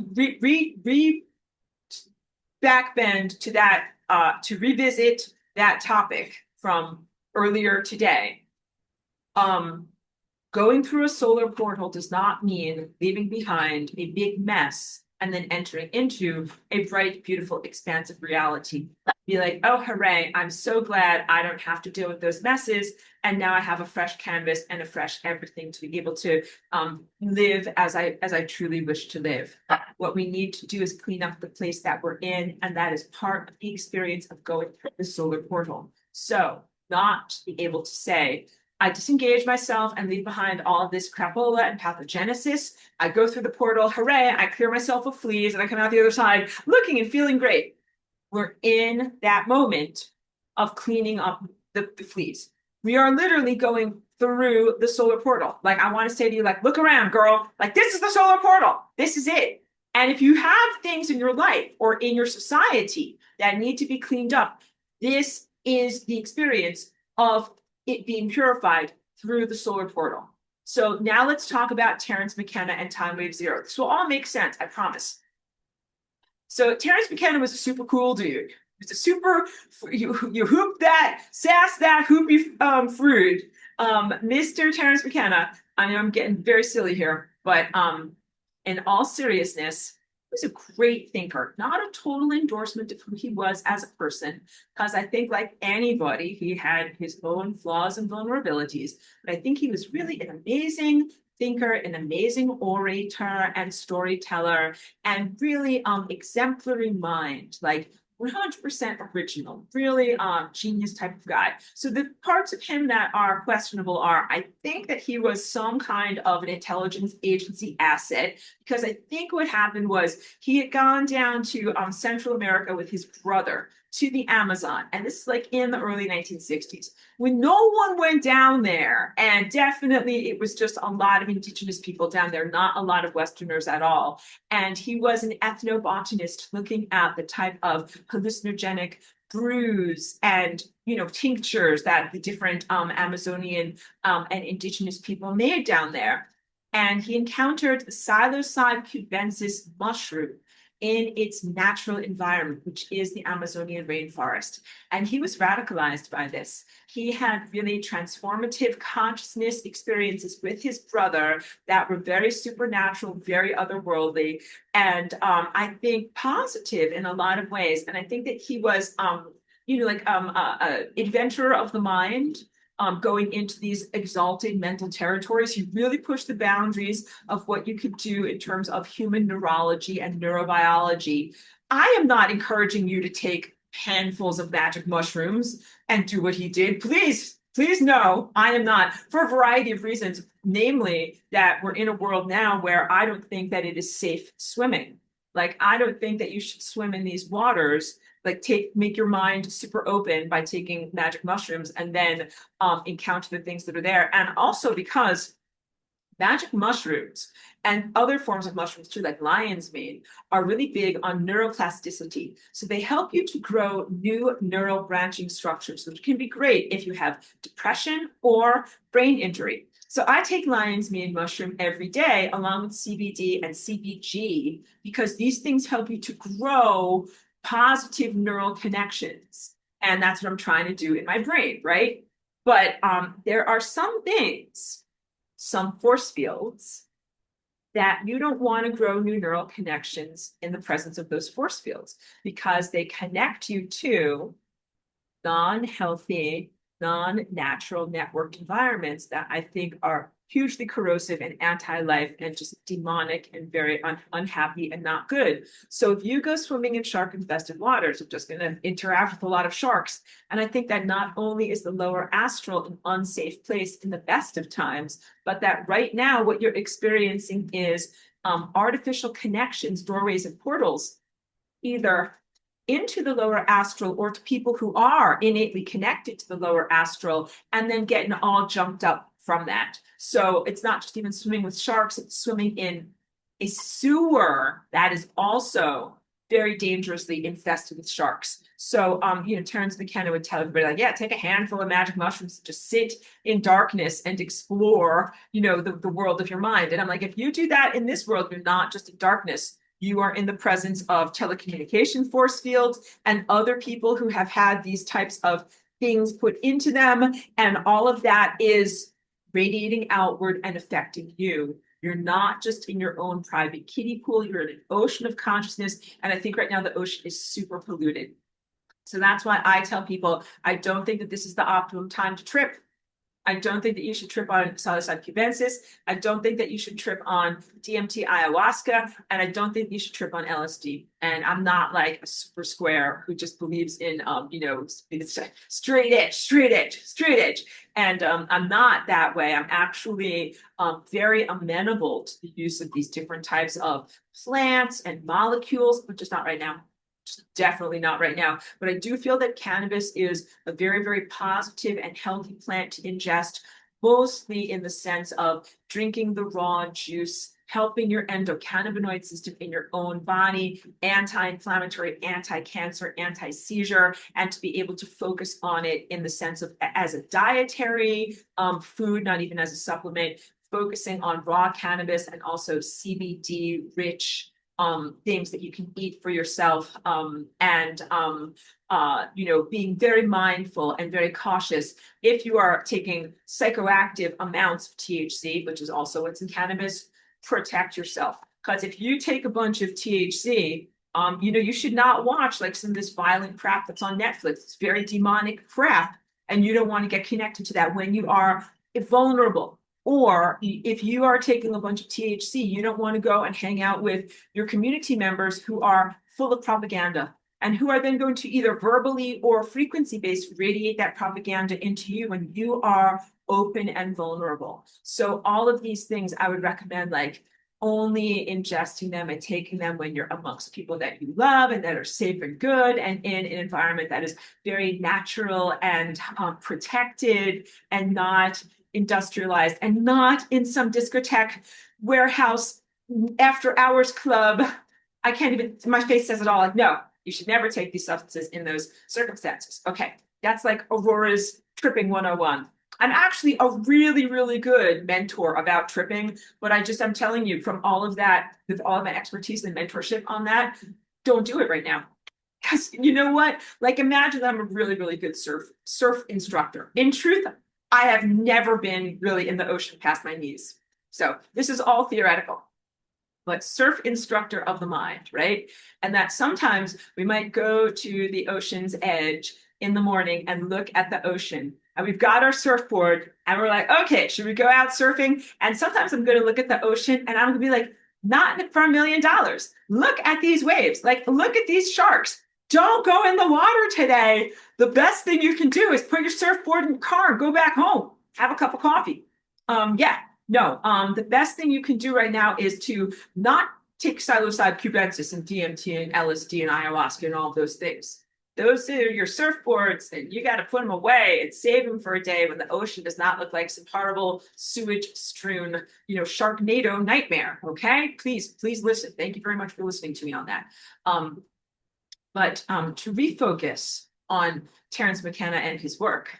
So he is one of the first people in that time from the Western industrialized world that encountered the psilocybin cubensis mushroom, and then he learned about it from himself, taking it, communed with the spirit of whatever consciousness is in that plant or fungal organism, and then he brought cuttings and spores to the rest of the world.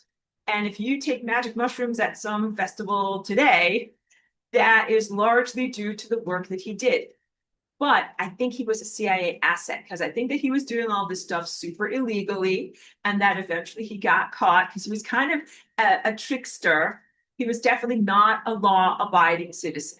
And he's like, I'm going to do what I want, like F all of you. And then I think that they caught him. And I think that they were like, look, let's make a deal. You do this for us, and then we won't make you go to jail. So he did whatever he needed to do in order to maintain his freedom. And that's the things that I feel like either maybe he was limited in what he could say, or he said certain things or whatever. So you have to recognize in that circumstance, yellow caution flags of whatever happened to him at a certain point. But then I think that a lot of his work is valid in the sense, if you can listen to it as like storytelling. Just listen to, because he has a lot of rambling videos and audios that people took of him in his life. He's not on Earth anymore. And he's just this very, very expressive storyteller. So don't believe everything he says. Recognize he had a flawed life and wasn't a perfect person, but he has some interesting stuff going on, and you can get a lot from there. Okay, so that's about Terence McKenna. But why do I bring him up today? Not just randomly, okay? Because he wrote a computer software program. So he wasn't just a mushroom tripper. He was a really intelligent person doing all sorts of high-level work. And mostly he was active in the 1980s when home computers were just starting to be a thing. So now, like, I'm speaking as if I'm a relic from another era, but gather round, children, and I will tell you stories of the olden days. So in the olden days, computers were not in everybody's home. They were considered to be exotic and incredibly expensive, warehouse-size apparatuses that very, very few people had. And only special scientists or academics had access to them. Then in the 1980s, home computers started to become a thing, and people had access to greater levels of personal computational power. And Terence McKenna was one of the first people that had home computers. And what he was doing with that computational power was creating an algorithm called time wave zero, where he was correlating the amount of novelty in various different historical eras to what was going on in human society. So he created, you could imagine it almost like a linear graph. If you could imagine the area going across your screen as being like, here is deep antiquity, and then here's the present moment now. And that there's these ups and downs on a graph that are rhythmic, just like music. That's what an algorithm is. That he was able to find and create this pattern that he named time wave zero that represented the amount of newness that was going on in any historical era. So that is what novelty represents. In his description of novelty, it is new, weird, strange, or unexpected things happening. So one example would be something like the Industrial Revolution, when people made all sorts of new things. Factories were a new thing, a new way of making things. The things that they made in factories were new things. The way that people changed from being rural to being urban was a new thing. Dynamic, right? Very, very different than another era that was an agrarian era that might have lasted for thousands of years when people just pretty much lived in huts and grew barley. That was a low novelty time. Like no one came up with anything new. Everyone was just doing stuff the same. And that would have been like, a lower, like if this is high novelty up here on the screen, low novelty down here, all right? So the oscillations within human culture over time between areas of innovation and new stuff and new creations versus times of stability, status quo, and low novelty, all right? And so he mapped this with his early days computer. He called the algorithm time wave zero. And it was significant because like with algorithms and with cancellation waves and the types of diagrams that you come up with where you are looking at the complexities of multiple overlapping waves. Multiple overlapping waves is where you have interference patterns. So that's like the double slit experiment, but also anything else where you've got multiple sources of light. And you have two waves, and they cross. And in some places, they amplify each other, where two waves come together and they're coming, they're adding up. Sorry, amplifying and adding up. It sounds very similar. They're gonna make that sound louder. But what if you have one wave that's coming up like this and one wave that's down here like this? What they do is they neutralize each other. And we talked about cymatics in this class already and over many different semesters, cymatics and galactic superwaves, that these are the larger galaxy-sized organizational waves that determine where matter is present, like a planet, and where matter is non-present. So matter is present where waves amplify. They come together, like matter can be in that place, but in places where it is neutralized and there's nothing can be there. That is a place where stuff cannot be, all right? So these are part of the organizational aspects of matter in space. Terence McKenna was mapping and creating a visual algorithm of where stuff comes together in time, because he's looking at human dynamics and recognizing this stuff ain't random and arbitrary, that there's actually something that is a larger dynamic of like galactic superwave that we're looking at as only a little slice of what is known as recorded human history, just a couple of thousand years. And then we're trying to extrapolate from that everything that's going on beforehand and everything that's going to anticipate into the future, all right? So he called it time wave zero because he was able to calculate that at a certain point, all of these, like imagine like these interwoven time patterns in one moment, they converge and they go to a 0 point or a still point, a perfect point of balance.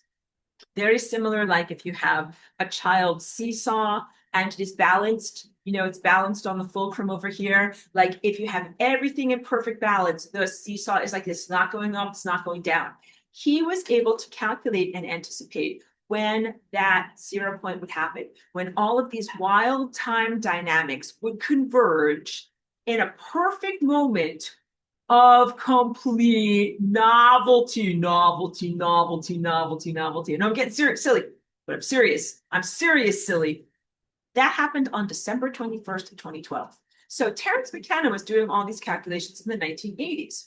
And interestingly enough, we heard a lot in December 21st, 2012, and even leading up to it in the collective consciousness of the time. If you weren't here to remember it, I will relay this to you. Many people were expecting something amazing to happen on that day, either constructive or destructive or surprising or supernatural because of the Mayan calendar. So the Mayan calendar had not yet been deciphered in the 1980s when Terence McKenna did Time Wave Zero. The kid literally like a person under 18 who deciphered Mayan hieroglyphics and specifically Mayan mathematic number symbology systems, was doing that work in the 1980s.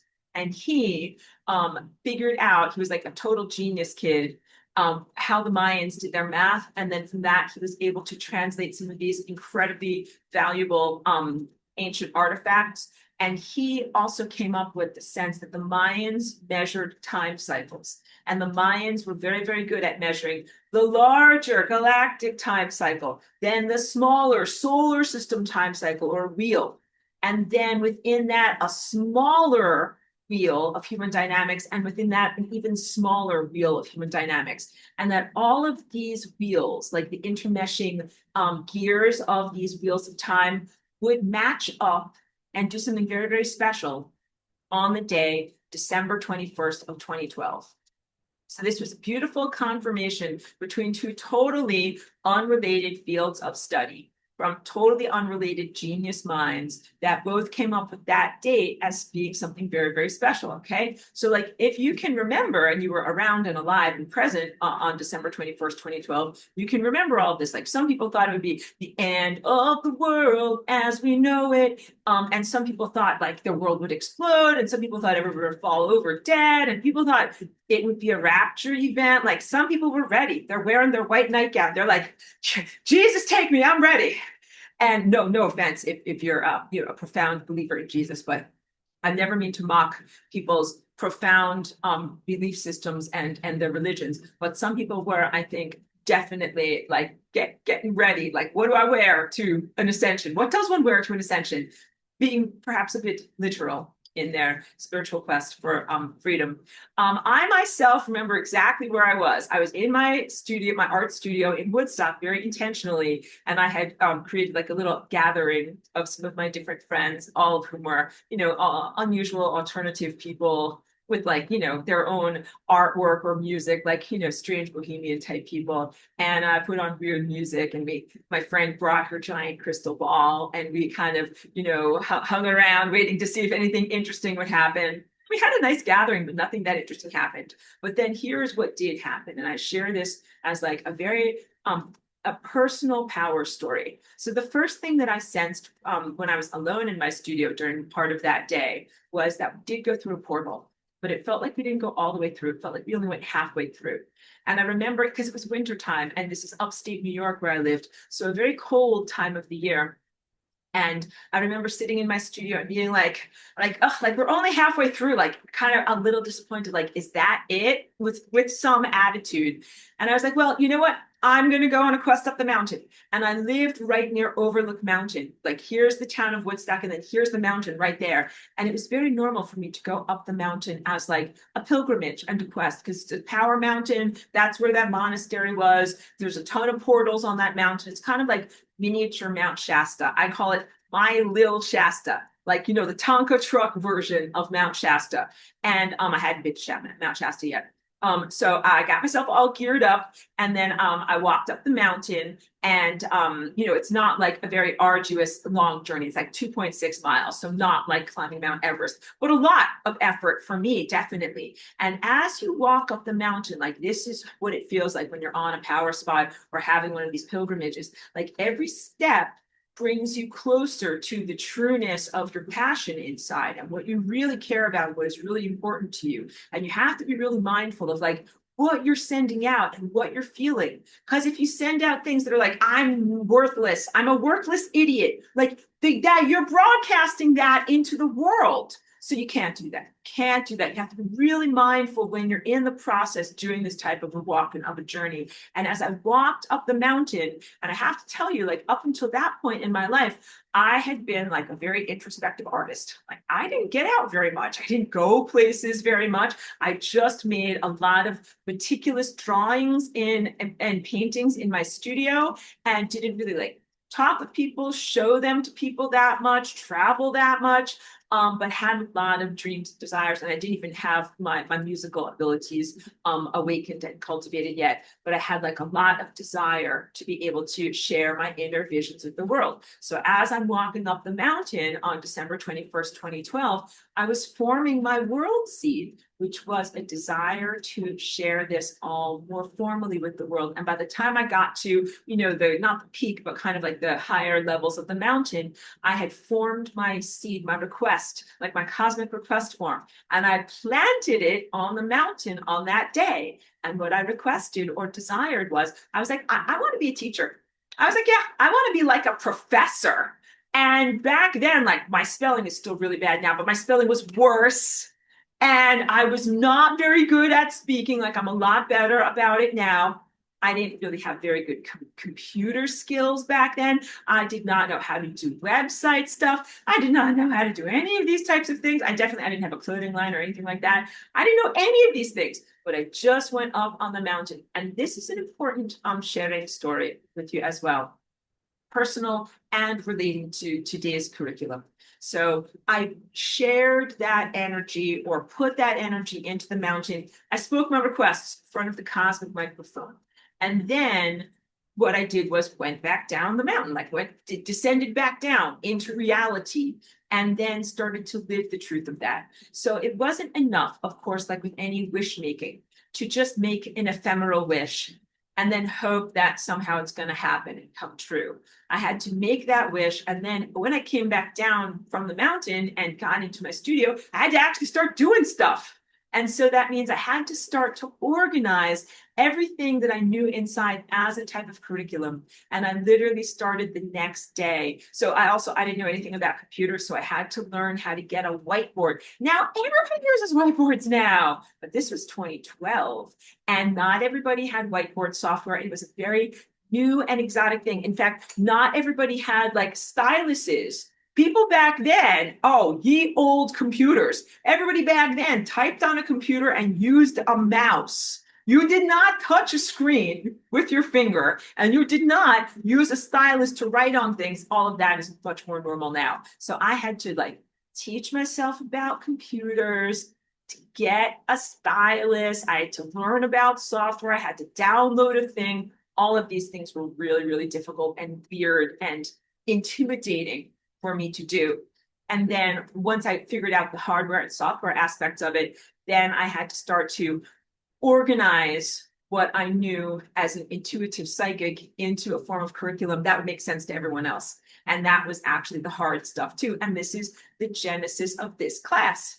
That's what I had to start to do. And so that whole year after 2012 was me sitting down each week, creating the lesson, and then presenting that lesson to my little, like I had like maybe 5 or 10 people in my class at that point. And some of them were like friends that were just kind of accommodating me. They were like, okay, Aurora, like I'll be in your class. Like I don't think that they expected that much from it, but I put my all into it. And then as I did that, people came to see the value of what I was doing. And then, of course, like, this is a positive success story that throughout 2013 and 2014, I did the original level 1 stuff and then the level 2 stuff, and then kept on going with that momentum from 2012. So wait, I'm going to hydrate and then we'll bring this to relevance to the class. Because some people who were expecting the end of the world in 2012 might have been disappointed. Like, harumph, like I'm still here with a sink full of dirty dishes and all of my laundry that has to be done and all of my chorefulness and this and that. And I still have to, whatever, wash my hair and brush my teeth, and I'm not in a magical reality. Harumph. And I told you, I felt that we had gone not fully through a portal, but halfway through a portal. And so we weren't in a non-physical reality, but we were and remain in a reality that is highly fluid and highly responsive to our wishes, dreams, and desires. And that is part of, the sharing here, that in other times, if you made a wish, it might have taken you whatever, 100 years to achieve your wish. But when you make a wish in that moment of like perfect balance, of supreme novelty, your wish really impacts reality. And that it's not in a failure or a non-success. Like, oh, you guys didn't fail. You got thrown back down, like smack down.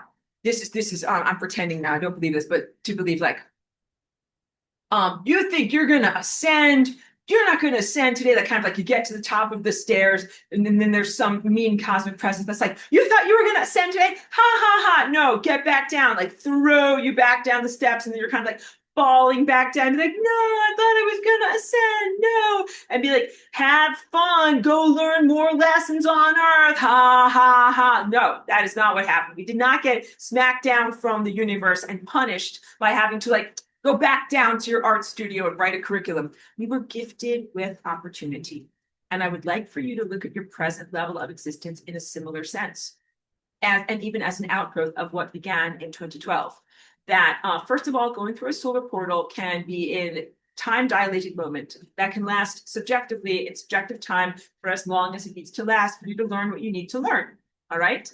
And also that going through a solar portal, you burn off the dross, the extras, the stuff that doesn't matter, but you energize and revivify and come out the other side with everything that really does matter. But let's say that you haven't had a chance to do all the things that are really important to you.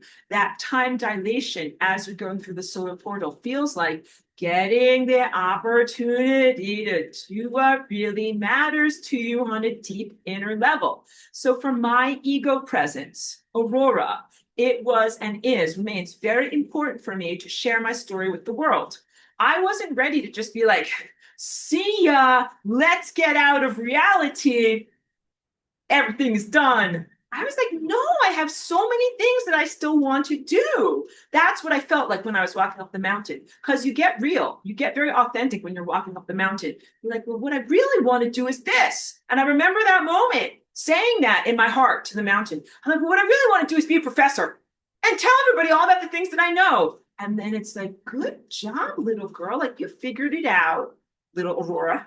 Get back down there and do it. It's not a failure, it's a success. And so we have had this whole interim time, the going through the portal time since 2012 and leading up to the events of 2020 and really of right now, because 2020 is its own weird, strange animal that derailed and slowed down our ascension. But between 2012 and 2020, that was a really important time of personal development and social dynamic transformation and so individual and collective development.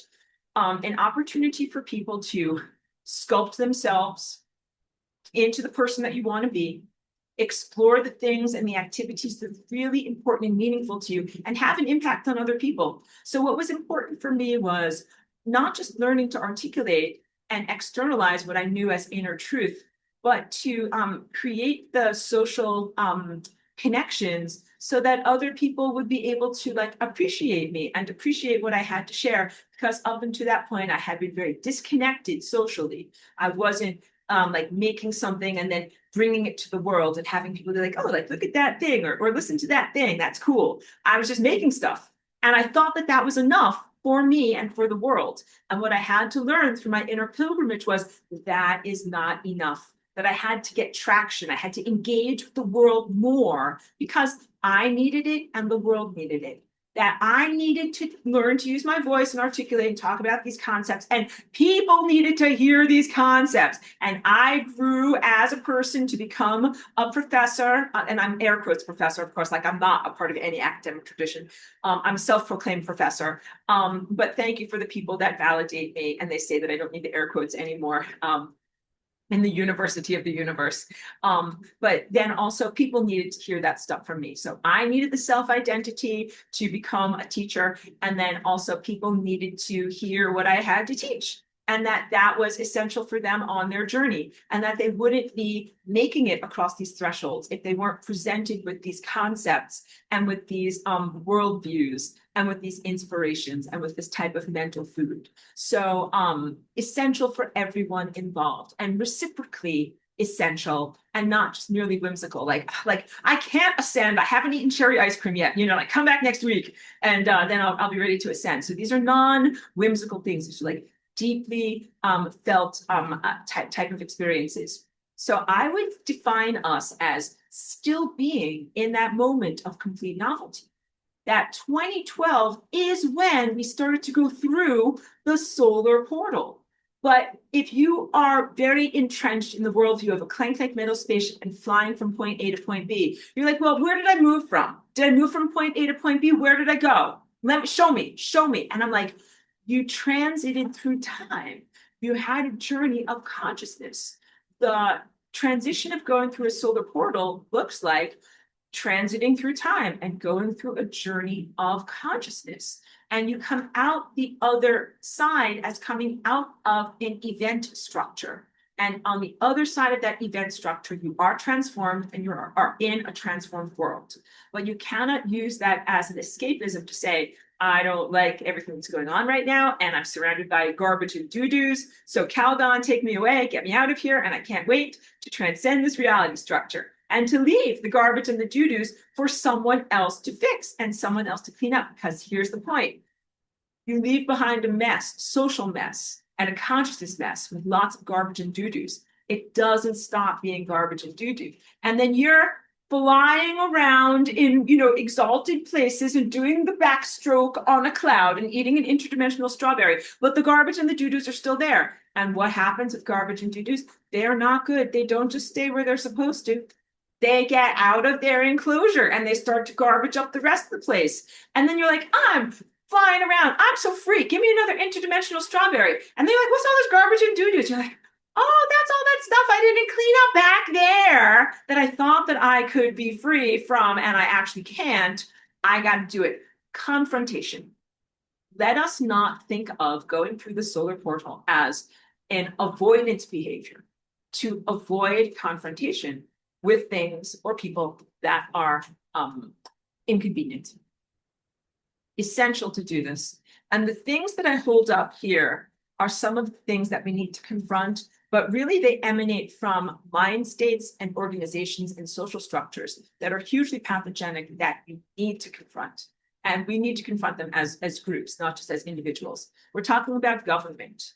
We're talking about power abusers. We're talking about intelligence agencies. We're talking about the techno-scientific community of objective materialists who create mind reduction hardware and software, not only to diminish you and to divide you from God, but also even to take away your free will. That a lot of this stuff was about implanting thoughts in your mind, total mind control, total reduction of free will, making a person, I'm doing the robot now, an automaton that is not a free-thinking person.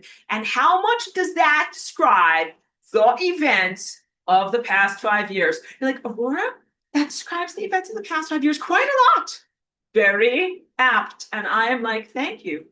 Because we were on a really, really clear ascension trajectory, a parabola, going in the right direction. And then the events of 2020 totally crashed us in a non-ideal situation. And we have to recognize that, not dead, but in a death spiral. Like this ship is going down. And if you don't do something, it's not going to be okay. So it has taken 5 years and an enormous amount of willpower to be like, we got to pull the entire ship of humanity out of the death spiral. You're like skimming the ground. You're like, oh, you're almost going to crash, but you're not going to crash. Get you the F up out of there and then get back on track to what we were supposed to be doing this whole time, which is self-responsibility, exploration and self-construction, releasing and removing pathogens from inside of ourselves and from our social structures, purification so that going through this field of pure potential, you energize the best of who you are and eradicate or neutralize the worst of who you are. And that happens inside of you as an individual, like you're getting rid of your pathogenic tendencies, but also in your world. You got to look around you. Upshoot of all of this is you have to look around you and recognize that not 100% of the people around you are going to be on board the spaceship of pure consciousness. That is what is in your present and in your future. So we can think of that spaceship of pure consciousness as being a flying rainbow lasagna, but it doesn't have to be only lasagna. Think of it as a light vessel. One of the crucial things that I will always say over and over and over is that you cannot rape your way on board. And these criminals have really tested that. They have really tested to try to see if they, as pathogenic and grotesquely malformed and genetically modified and mutated formerly human consciousnesses, if they could somehow invade my mind or my DNA or my dream state and then hijack lasagna and be like riding along in my ascension car as passengers that I did not or do not want, and to unwittingly or non-consensually be lifted up along with my own consciousness. That is being disproven in every moment. In every moment, I fight against those hijackers or invaders of consciousness that are trying to either inhibit my own ascension or hijack or ride along with my ascension and somehow reach a more elevated and expansive state. What would that look like? It would look like dropping a seed into my mind so that I would then coalesce my world seed around that seed and take it as a foundation concept that then, if I place that into the vibrating field of divine presence, would emanate outward. So propaganda is the attempt to hijack your world seed. Please know this is not just for me, it's for all any one of you that's going to be on board the lasagna. But like, I know I'm on board the lasagna, so I have no question about that. All right. So that's why I use myself as an example. So I know I'm on board the lasagna. That means I know my mind's the ship. And I've created it with a very, very carefully constructed belief system that at a certain point, when I transcend the physicality structure of matter by accelerating my body, a la the rainbow body, that I will have a formfulness because I'm shaped excellently.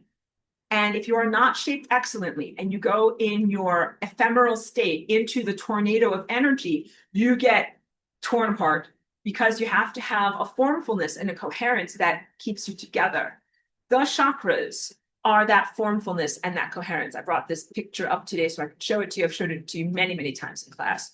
Oops, let me just do this for privacy.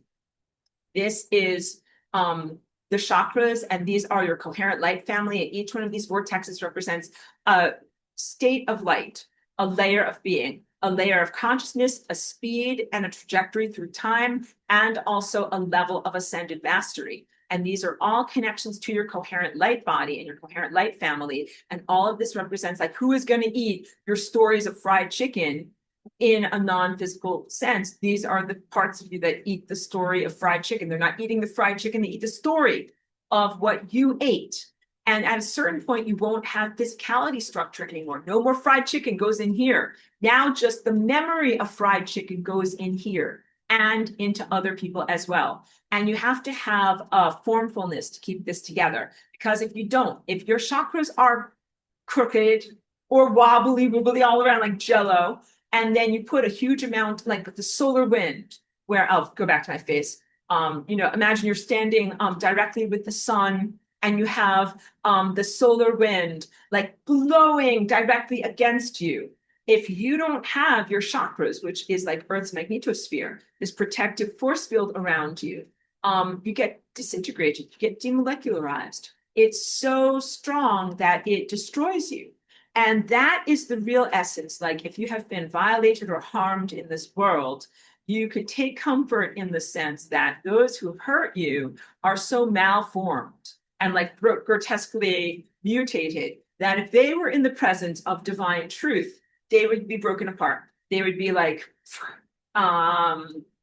imagine a visual where it's like sand is being blown away or eroded away, and then there's nothing there because it has nothing that holds it together. It has no coherence. And everything that I talk about when I say we do our dance on Tuesday mornings and every other day of the week too, but we do our dance for longevity and coherence, meaning to stick together as consciousness, keep going through time and have the coherence of your time body to be able to make these giant journeys. So, something, it's really expensive to build a clank-like metal spaceship and fly to Mars. Ask Elon Musk. It's even more expensive to build your light body so that you are coherent enough in your formfulness of your non-physicality structure to be able to withstand the enormous torsions of what is happening in the higher dimensional world of pure energy, pure consciousness, and time.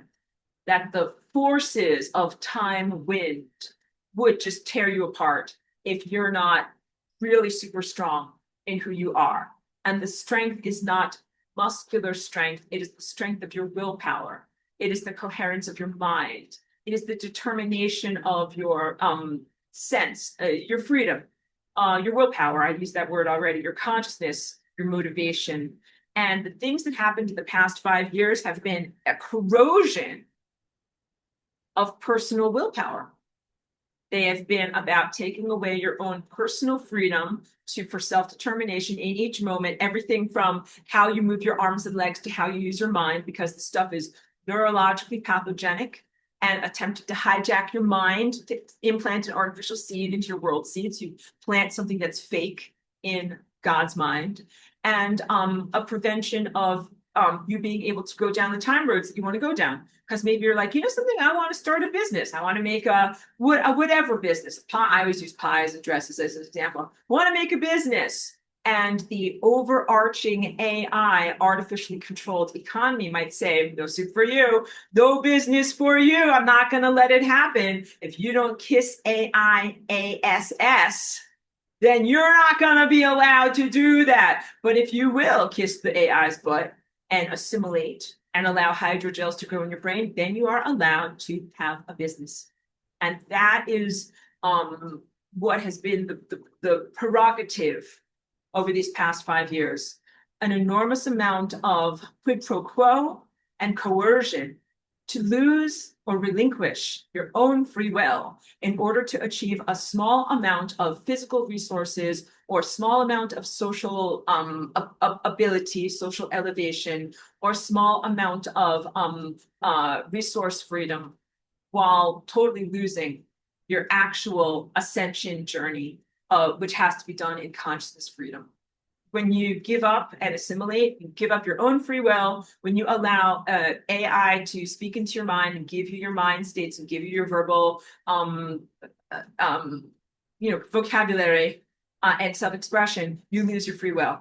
And the large language models are part of that. And I'm so happy when I see Chat GPT crash and burn. I'm like, oh, like the satisfaction is palpable, because people were on the slippery slope of allowing the large language model to totally take over their mind state.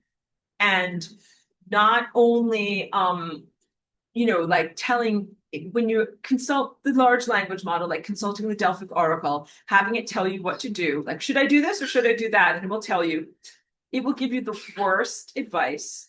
I learned that in a very short amount of time. I have not delved into the AI. And I'll finish that thought too, but also I just need to tell you this. I only needed to know about my car's transmission because I got a newer used vehicle and I didn't know about its particular type of transmission. And so I don't know a lot about cars. I needed education. And so I asked Grok just about transmissions. And it gave me some terrible information that actually was not accurate. And then I learned, like, this thing is not even accurate about something very mechanical and hard-edged as a car's transmission. What is it doing in terms of misguiding people about spirituality, about the human body, exercise, nutrition, about human social dynamics, or about other things that might not be so easily measured? And I learned how incredibly dangerous it is. If you acquiesce or give up your free will to this incredibly flawed large language model or other similar algorithms, you are giving up, treasure for total trash. Like, you're destroying yourself, and you're pretty much making it so that you can never effectively ascend, because ascension, as I said, must be done in consciousness freedom. And also, when you are surrounded by a bunch of people that are giving up, abdicating their own personal freedom and allowing their minds to be driven by an AI or a large language model, it then becomes much, much harder for you to stay on the road, because they're veering off course wildly. This is everyone who's using Chat GPT and all these LLMs.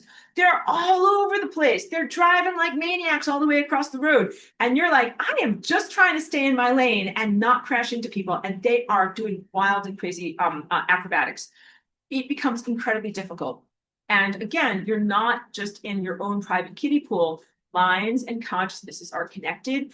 We influence one another. The chakras of your body are connected to the chakras of the planet and other people. Our energy fields interact with people, and also your DNA has reciprocal influence, but I can't say these things overtly here on this particular video sharing place. So we'll have to talk about that more in another place where I can say everything. But I had a strike against my channel for saying those things. So we'll just say that only in a purely fictional context can we talk about DNA and the song that it creates and the various forms of musician influence on that level. Okay, so it's not even go any further with it, but you can understand why that would be incendiary information when you look at what's been going on in the past 5 years. So upshoot of all of this is past 5 years, ascension interruptus.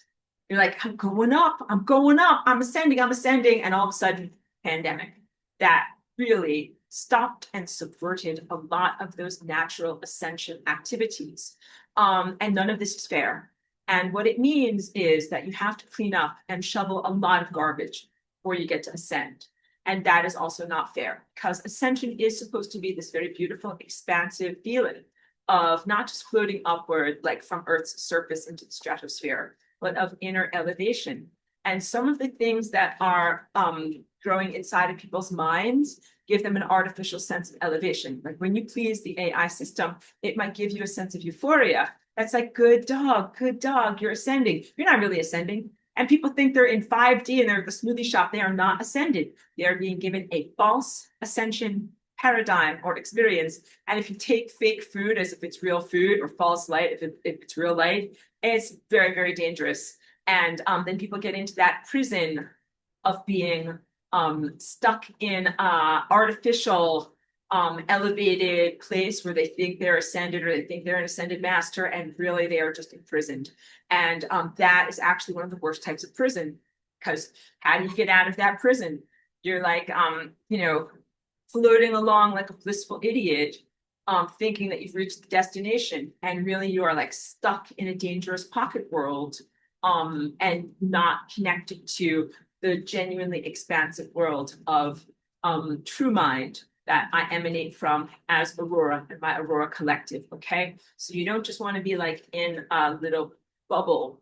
That's not what ascension or heaven is. It really is the most expansive, boundless feeling, but there's no garbage left. You've got to clean up the garbage. So all of this is to say, over the past 5 years, there have been many, many things deployed on this planet to inhibit or stop ascension. We're not stopping. We were slowed down. It's been very crappy. You have to confront that stuff. And that stuff is not just your shadow stuff. That's the flaw. When people think like, oh, like I just need to do more shadow work. No, you need to get rid of abusive power structures. You don't need to just sit and look at yourself and do more shadow work. You need to look at abusive power structures, people and organizations in your world who have actual jobs and actual badges and diplomas, and that walk around being like, I'm in charge, and I'm going to stop your ascension. You need to confront those people. And that confrontation is an aspect of your ascension.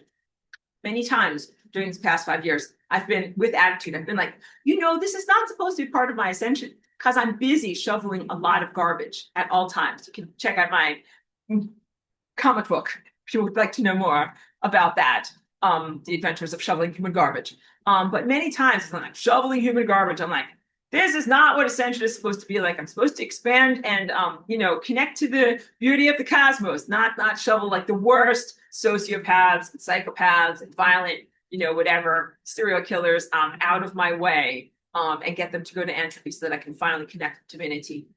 But it is actually part of my ascension. I have to tell you. So I complain and rant probably as much as anyone does, because that is normal. Because I'm like this is my little art studio right over here, right? I want to paint a painting. I don't want to have to like clean up a bunch of garbage first and have that take all of my time and then have 5 minutes to paint a painting. I'm resentful. If I have to clean up garbage first, I'm like, I should be painting my painting right now, not spending all of my time scrubbing. And that is what I feel like in ascension. I feel like I should be expanding my mind and connecting to divinity and creating and painting the most beautiful realities, and also collaborating with you guys to do that. And instead, what I am doing is using my willpower to clean up. When I say human garbage, I mean power abusers, individuals and organizations who intend to take your free will away from you so that you cannot ascend, to prevent you from self-exploration, self-construction, and building your genuine light body vessel so that you can move forward through time without a clank metal spaceship. They are literally human garbage because they are doing their own folly, which is to go into technology, transhumanism, and the sense of flying off of the surface of Earth as the solution. Definitely disposable planet. Like, screw up the planet, throw it away, get a new planet, fly to a new planet, which is just like get a new body, incarnationalism, or get a new car, which is the American way. Like, you spill a milkshake on this upholstery in your car, your kid gets it all dirty. They're like, okay, kid, we need a new car because you got a milkshake on here. It's like, no, what do? You bring your car to the upholstery cleaning place and they clean it up and you can keep the same car. But in this world, people don't do that. In this world, people are like, oh, I got my upholstery mildly dirty. I think I'll just buy a new car. Or my skin has a scar on it. I think I'll get a new body. Or I don't like my life for whatever reason. I think I'll just get a new life. Or I don't like my planet. I think I'll go to someone else's planet. Or I don't like my continent. I think I will go seek my fortunes on an alternative continent. And none of this is acceptable. A lot of this is escapism, evasion of responsibility, and also entitlement to things that one is not entitled to. Like, why do you think you're entitled to another planet? Just, no, but you should fix your own planet. Why do you think you're entitled to someone else's body or someone else's mind? Why does anybody on this planet think that they are entitled to control my mind? And that's part of how I fight against them when I fight internally. Sometimes I'm saucy and I'm like, go back to your own mind. Why are you trying to influence my mind? Go back to your own mind. And it's complex because many of them are so disassociated that when you say that to them, they're kind of like, who am I? Where's my mind? Where's my body? What's going on? Am I an AI? Am I a demon? I don't know who I am. Like that's they're so crazy and so disassociated and so disarranged. This is what that technology has created. Once again, to return to the sense that when you disassociate from your planet and from your body, go effing insane. You become psychotic. So any plan that humanity has to somehow untether from the planet while you still need space diapers and food and toothpaste tubes, it ends in insanity. I can write the science fiction story for you. Like, many space scientists put on their space diapers and they blast off on a giant liquid oxygen candle and they fly off into space. And then as they're getting to their destination, they get more and more hallucinatory and more schizophrenic and more paranoid. And they start seeing and feeling crazy things, and their inner psychoses come up and they don't trust each other and they hate each other and they're sexually violent towards each other. And then they arrive at their destination and they open up the pod bay doors and everybody's dead inside because they literally have gone insane. Like, that is totally predictable because that is what happens when you take the human consciousness and put it into such an artificial, non-life affirming situation. It's the inevitable reality. And if you do that with 5 space, whatever, astronauts, or if you do that with 500, if you did that with what you think is going to be some quotient of humanity to populate another place, they will go insane along the way because you cannot, it's a biological problem. When you become untethered from your body, you become monstrously corrupt. And this is the problem also of when I talk about the time society, the time disarrangement society, those impulses who have died but not yet faced their clipboard, and they are trying to evade responsibility. So what they do is they bounce down the time tunnels through DNA, ancestral trauma, and demons, alcoholism, drug abuse, eating disorder. That's coming from your effed up ancestors. That goes down the time road, down the generations, and then bops into your generation. And then it's like totally crazy, totally insane. Or any one of these secret society people that does a ritual where they're like, they don't want to actually die for real. They just want to do soul portage. Like, that's when you have a kayak or a canoe that's in a river and it can't go any further. So you pick it up, portage, and take it over land and then stick it in the river over here. So that's what they do with their souls. And every time they do that, they don't do the life review. They don't learn and grow. They carry their effing BS with them. And then they just keep going in the river of time as an even more screwed up person, even more disassociated from who they really are, even more monstrously corrupt. And there are some souls that have done that a lot. There's this guy that's named the 17th Karmapa or Karmapa of the Buddhist dynasty. And he's done that 17 times. It's not a good thing. And he might be presented in that Buddhist pantheon as an ascended person who's learned how to consciously control his flight between lives. And now he's doing this, and he's done this 17 times. He can remember his past 17 incarnations. And he is not a good person. And these are famous people, like please don't consider this bullying. The Dalai Lama, if I may just totally, rectify, in case I don't know what you think of, but if you have been propagandized, but the Dalai Lama is not a good person, although he is presented as if he is the pinnacle of enlightenment and goodness and a representation of certain values from Buddhist philosophy. He is another one of these souls that has transmitted itself down the timelines without facing soul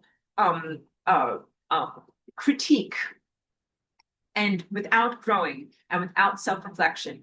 And what the Dalai Lama is actually doing is retaining his inner elevation and his sense of being a special person on the backs of the meditation and prayers of everyone who adores him, the adulation of those who are part of the Buddhist community. So he's not like a super self-propelled person that is hovering up here because he's so elevated and great. And then from elevating up here, he's like, oh, I have so much energy. I think I'll sprinkle it down upon all of these aspirants who aren't as awesome as I am. Far from it. He is not very awesome. In fact, he has huge burden of soul stuff from a lot of incarnations that he hasn't dealt with his SHIT. And to keep him as a balloon up here, he needs the buoyancy of all these people. He's draining all of these folks so he can stay up here. It's like the classic feudalism, where there is the manor, the person who owns the estate, the lord who owns the manor, and then the serfs down below. And the serfs give tribute to the lord, and the lord does not work. The lord is fat and sits there in his castle and gets tribute from the serfs. And the serfs grow all the food and make everything happen and give it to the lord. This is spiritual feudalism. And it is, again, opposite in feudalism and in the true spirituality. So what you're supposed to do is be like, I'm the king or the lord. I have so much money and so much gold. Out of my benevolence, I feed and care for my people. And you would be like, hey, you hungry people, I'm going to feed you. Have a bunch of money, have a bunch of food. What do you need? Come to me. Petition me for what you need, and I'll give it to you. That is what a real spiritual elevated person is supposed to do. And that's not what this guy is doing. And he's not doing it financially. If you look at his finances, he subsists in his life based upon all the donations from all the serfs giving to him so that he can have a place where he lives. All right. And it should be the opposite. Instead of them giving their money to him, he should have a lot of money and give it to them. This is radical for me to say this. You're like, Aurora, you're blowing my mind. I know. So both in terms of physical resources and spiritual currency, those who are extremely advanced should give to those who are nascent consciousnesses who are not yet very advanced, and should do so like in a nourishing way that helps them to advance and to be uplifted. And instead, what we're seeing is spiritual parasitism from the older generation. And that pretty much makes it so that the younger generation is not going to have enough to fuel themselves unless they turn around and parasite off of the upcoming generation. And then what you have is cycles of ongoing spiritual parasitism instead of true freedom. So please recognize that. Pardon me.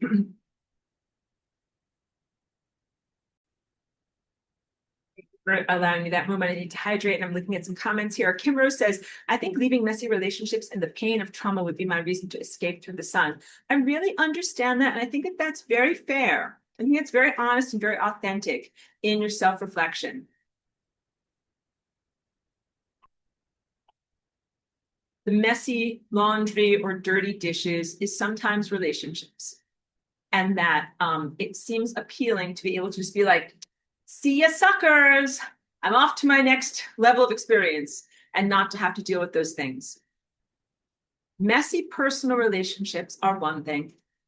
And I think the positive offshoot of that is, or contextualization of that is to say, well, if I'm a member of that messy relationship, I am empowered to clean it up. Messy relationships on a larger social level are more challenging because I would say that humanity has a messy relationship with government. The idea of a group or an organization that's going to control your behavior and make you less free, or something that's going to control your mind, or something like religion that is also about behavioral control and mind control that takes you away from your freedom. These are the things that we have to shovel out of our way in order to genuinely come into contact with the sun. So in my own personal day-to-day spiritual experience, I literally feel it like I am here and like the sun is over here, right? And I'm trying to get a direct connection between myself and the sun. And I feel all these intervening things. And what the things are, the sun simulator. So that is a technological contrivance, but built by people. People made it. Who are the people who made it? Those are inhibitors to planetary ascension. Whoever those people are, it's not just the sun simulator. It's the people who made it. That would be scientists, researchers, technologists, industrialists, secret society, dark magic people. Those people, they cannot be on board the light body vessel that actually is how we transmit ourselves forward through time. They cannot rip their way on board, which means to non-consensually participate in the reality that we are creating for the future. So the best that they can do is to try to inhibit, to come between myself and the real sun as this type of interposing themselves in that relationship. And they need to be eradicated so that I can then have a clear journey to the sun and a clear relationship with the sun. So part of it is the sun simulator. Part of it is the satellite grid around this planet. You want to have a connection to the sun, but there's all this stuff coming between you. It's satellites in the atmosphere. Somebody built, I like to say it like this. Those satellites didn't just build themselves. They didn't just magically appear up there. Somebody made them. Somebody got the funding for them. Groups and teams of people built them. Groups and teams of people blasted them off in clank rockets and pooped them out into the sky. Like, people made these things. What's another one? The electrical grid. The pulsing of the current through the electrical wiring, both above ground and underground. And the someone once described it in this class, churning of the ether that is created through all of these different types of turbines. All of those are inhibitory factors that prevent us from connecting with the world of divine consciousness, pure light, very effectively. They create turbulence in the fields around us that make it very, very difficult for us to move forward in freedom. Those fields didn't just erect themselves. Those electrical wires, power stations, transformers, high tension power lines didn't just erect themselves. People made this stuff. And then just as one final, coup de grace, this stuff didn't just make itself. Those towers didn't just erect themselves.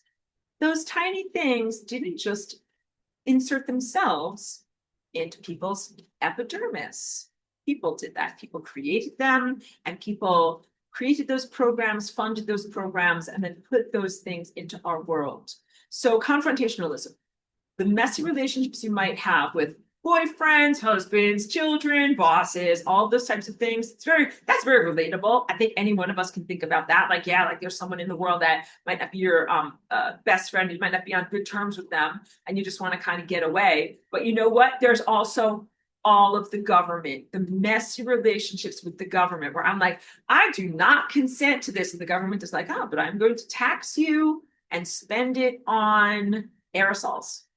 or other things that you don't like that are government subsidized, going to non-consensually take those energy that I've siphoned from you and utilize it on consciousness reduction technology. That is a fraught relationship. And so in 2012, if you want to know, like, why did we only go halfway through a portal? And then why did I create a whole curriculum? And then why have we been talking about this? And why do we have the intensification of crappiness that we had in 2020? And the answer is because we need confrontationalism to directly go face to face with not only these worldviews and behaviors, but the people that do them, because they cannot come with us into the next level of reality that we are moving into. So the nun in the rainbow painting book poofed away, left her hair and fingernails and a dress behind. She did not have to totally change the entire power structure of China or wherever she lived, or their economic system, or anything. That was easy. She had an easy job. You have a much harder job. You cannot just poof away into the world of pure light and be like, leave it for the next generation to fix all that stuff. You got to fix all of that stuff. And that you fix it through, I keep using that word, confronting, going directly against it, not sidestepping it or turning away from it or moving away from it or running away from it. So I also use this analogy all the time. It's the only video game I know, Pac-Man, where at a certain point in the video game, Pac-Man is running away from the ghosts. Pac-Man's like, oh, I hope the ghosts don't eat me. I hope the ghosts don't eat me. But when Pac-Man eats the power dot, then tables turn. And then Pac-Man can eat the ghosts. And then Pac-Man goes around chasing after the ghosts and he eats them. That's what we need to do. For millennia, you might have been feeling like a hunted animal, like the prey, like the one who is disempowered, like the underdog. You're Pac-Man and you're running away from all of these power structures, like the government, the church, the inquisitors, the dark magicians, the evil secret societies, the technologists, the wealthy fat asses. And this is the moment in our planetary consciousness, in ancient concurrent Atlantis, in the shells of reality, in our present reality, in your life, in your soul. When you have to eat the power dot and then turn the tables and be like, I now confront you. You're not going to eat me. I'm going to eat you. This is what's going to happen instead. That's big stuff. So it used to be, like the kings and queens over the serfs, the lords over the serfs. Everybody else who's powerful, the powerful elitist minority over disempowered larger majority. But now what you're going to get is empowered spiritual masters or masters in training that are not part of the serfdom and claim your inner capacity to directly create reality and to create and shape reality. And you create and shape reality to disempower those who have been abusing you and who have been abusing power and who have been trying to very illegally prevent ascension. And they have had a whole millennia long agenda of trying to prevent ascension. So please know that things that are in your modern world that are technological, and some of them are biological, medical, but some of it is like pharmaceuticals, some of it is parasites, and some of it is what is sprayed in the air, aerosols, and some of it is technology-based frequencies. Like these things are the engineered final denouement of a mind state that's been going on, like I said, for many hundreds of thousands of years, trying to prevent people from ascending. That everything in terms of human genetic modifications and the implantation of languaging and the need to eat physical food and other religious and worldview power structures that keep people uneducated or illiterate or full of false light, those things were all intentionally anti-ascension. And that's been going on for a long time. Then you have the modern era of basically technological or industrialized anti-ascension stuff that is deployed against us. So every ascending master has had to face something. Like that old nun in China had to face something, and she made it out of there and was able to, reach her light body. But I'm sure it was hard for what she did in her level of attainment then, but we have to do something even harder now because it's even more pervasive of what we have to do now. So I still have a lot more to talk about because this curriculum is called the Rainbow Journey. We need to talk about that. I want to talk about your chakras and light and matter, but first, let's do more responding to some of these beautiful questions and comments. Suzuka says, I want to be an artist. I'm so thankful I have you. You're the one person I trust the most. Thank you.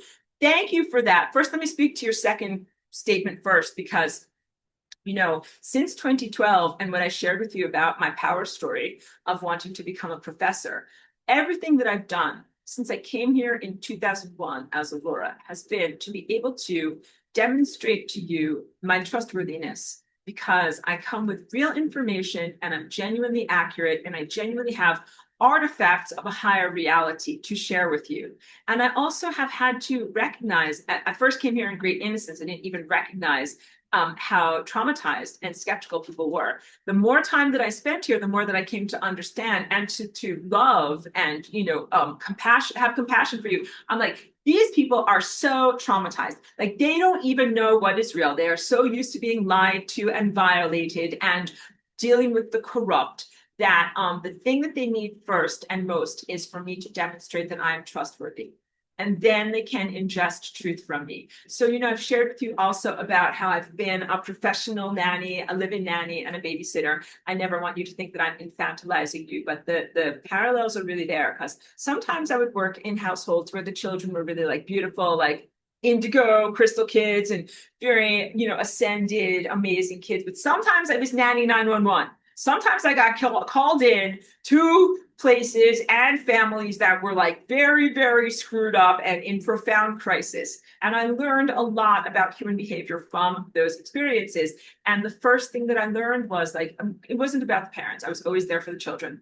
I'm like, I have to demonstrate to these children that I am a trustworthy adult, because some of them, they might have been 5 or 6 years old and they only had ever interacted with adults who were totally untrustworthy. And that means that the adults in their life might have been checked out on substance abuse, like they were passed out on the couch, and that's why they didn't make dinner, or they weren't attentive to the household and keeping things clean and neat, or they might have been volatile, emotional volatility, either through substance abuse or mental illness.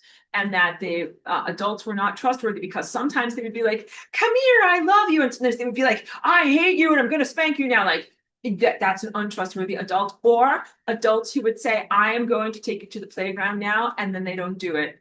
And the crushing disappointment of the child that said, but mommy, you said you were going to do this today. Daddy, we're going to do this thing, and you don't do it. And then I feel very sad and unhappy. And when I would come into their miasma, into their already existing very screwed up social dynamic, and I'm here to try to help the kids, and I realized they didn't have anyone that they had ever trusted. And it would take time for me to demonstrate to them that I am trustworthy by being like very consistent. Sorry, I might let you go out soon. We'll see if she needs something. The way I demonstrated I was trustworthy was by setting boundaries and being consistent in how I enforced those boundaries. And so I was also like, I would live up to my word. So if I said to the children, like, we are going to go to, the park and we're going to play at 3 p.m., we went to the park and we did that. But if I was also going to say, like, you will only get ice cream if you behave well and if you do this and this. And if you do not do this and this, you will not get ice cream. And then if they don't do this and this, they don't get the ice cream. And I explain it is because of this. And everything in my behavior, if they call me on something, I'm like, that is because of this. And slowly over time, I would build a relationship with them where they could then recognize, like, oh, Aurora is not like the other adults. Aurora is not just being mean. Aurora is not just being cruel. Aurora is not just acting weird after drinking a lot of alcohol, which is, they didn't even comprehend that, why mommy and daddy sometimes act weird. And Aurora is someone that we can actually talk to. And then after I would establish trust with them, and sometimes they would be like, Aurora, like, come in our treehouse. And I'd be so happy, or like come in our pillow fort, and I'd get into the pillow fort with them. And then sometimes they'd be like, okay, like let's watch this movie or this cartoon together. And we'd watch the cartoon together, and they'd be like letting me into their world. All right. So again, not that I infantilize you, but I use those as templates for experience. Over many, many years, I established to you guys that I am a consistent spiritual adult, that the things that I say and what I do and what I promote are very consistent and very rational, non-arbitrary assertions, and that I'm going to stay consistent through everything. And I'm so pleased when, like, Susan, thank you for saying that you recognize that I'm trustworthy. I'm so pleased that I've been able to be successful on that level, because otherwise, how could you listen to me to learn about, like, what is flying rainbow lasagna? Why is it important? Why do you want to effort to be able to do this? Or other things like, how do you get out of this difficult situation? Hold on one second. I'm going to open the door and see if Chibi wants to go outside. Hold on. Establishing trustworthiness and establishing my authenticity and my veracity over many, many years. That is really the thing that I have that is the most valuable, literally like the social currency that I have that demonstrates to you that I'm a good person and that I'm coming from the right direction and that I will inspire you in the right direction. Because otherwise, how can you even like listen to anything from me and then, apply it to your own life? And then also in the context of recognizing you've had a lot of lies and untrustworthiness in your lives, adult and throughout your whole entire life, both childhood and adult, from all sorts of places, like propaganda from the government and lies from the media and bad stuff from religion, from all sorts of different philosophies and all those things. Like your skepticism is very appropriate and well placed. And it's only gotten worse. Like as AI and some of these other technological systems have become more pervasive in your world, it's only become worse, because when you look at something, you're like, did an AI write that? And sometimes I can tell when I read something, I'm like, I'm not going to listen to this because it sounds like AI slop. Now you have to really think those thoughts. Did an AI write that? Or if you're looking on a social media, you're like, is this a real person profile? Is this a bot? Is this a formulated response that's not even a real person? Am I even talking to a real person? And even when you see a video, now we have to think, is that a real person? Is it a deep fake? Is it a simulation of what a person would say and would look like? And then for anyone who's on some of these other platforms, like sometimes there are whole entire profiles that are created that are like, like there's OnlyFans, where some of the very sexy women that are on that profile, like for pornography, they are not even real people. So I hope that you guys aren't going on pornography, but just like everything you have to question, like, is that even a real person? Because now the computer simulations are so accurate and realistic. So I'm very happy that you guys can know I'm a real person. People have met with me in person. We've shared meals together. I always affirm that. And also, you guys know that I don't have ulterior motives. I'm not here to take prisoners anyway. I'm not here to misguide you or make you go into some kind of roach motel, which is what the transhumanists want. They're all taken soul slaves. And same thing with some of the very erroneous dark magic users and antichrists. What they're doing is taking soul slaves, looking to see if they can get people to kind of like follow them over the existential edge of a cliff and then plummet down into non-existence together. And I'm not doing any of those things. And in truth, if I could just be totally authentic with you guys, like my own spaceship that I use for interdimensional travel, I do not require other people to be a part of it. And I'm not rejecting you, but I'm just saying, like, I don't have to fake anything because I don't have to have like a core.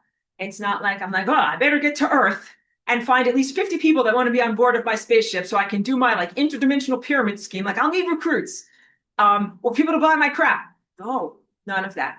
I really want you to know that I can make the journey on my own. In fact, we all make the journey on our own. We are like a pod of dolphins, and you're swimming through the ocean. You're doing your like dolphin swim, right? And you're swimming as yourself, but you swim with pod. And that's the essence of how experts do star travel.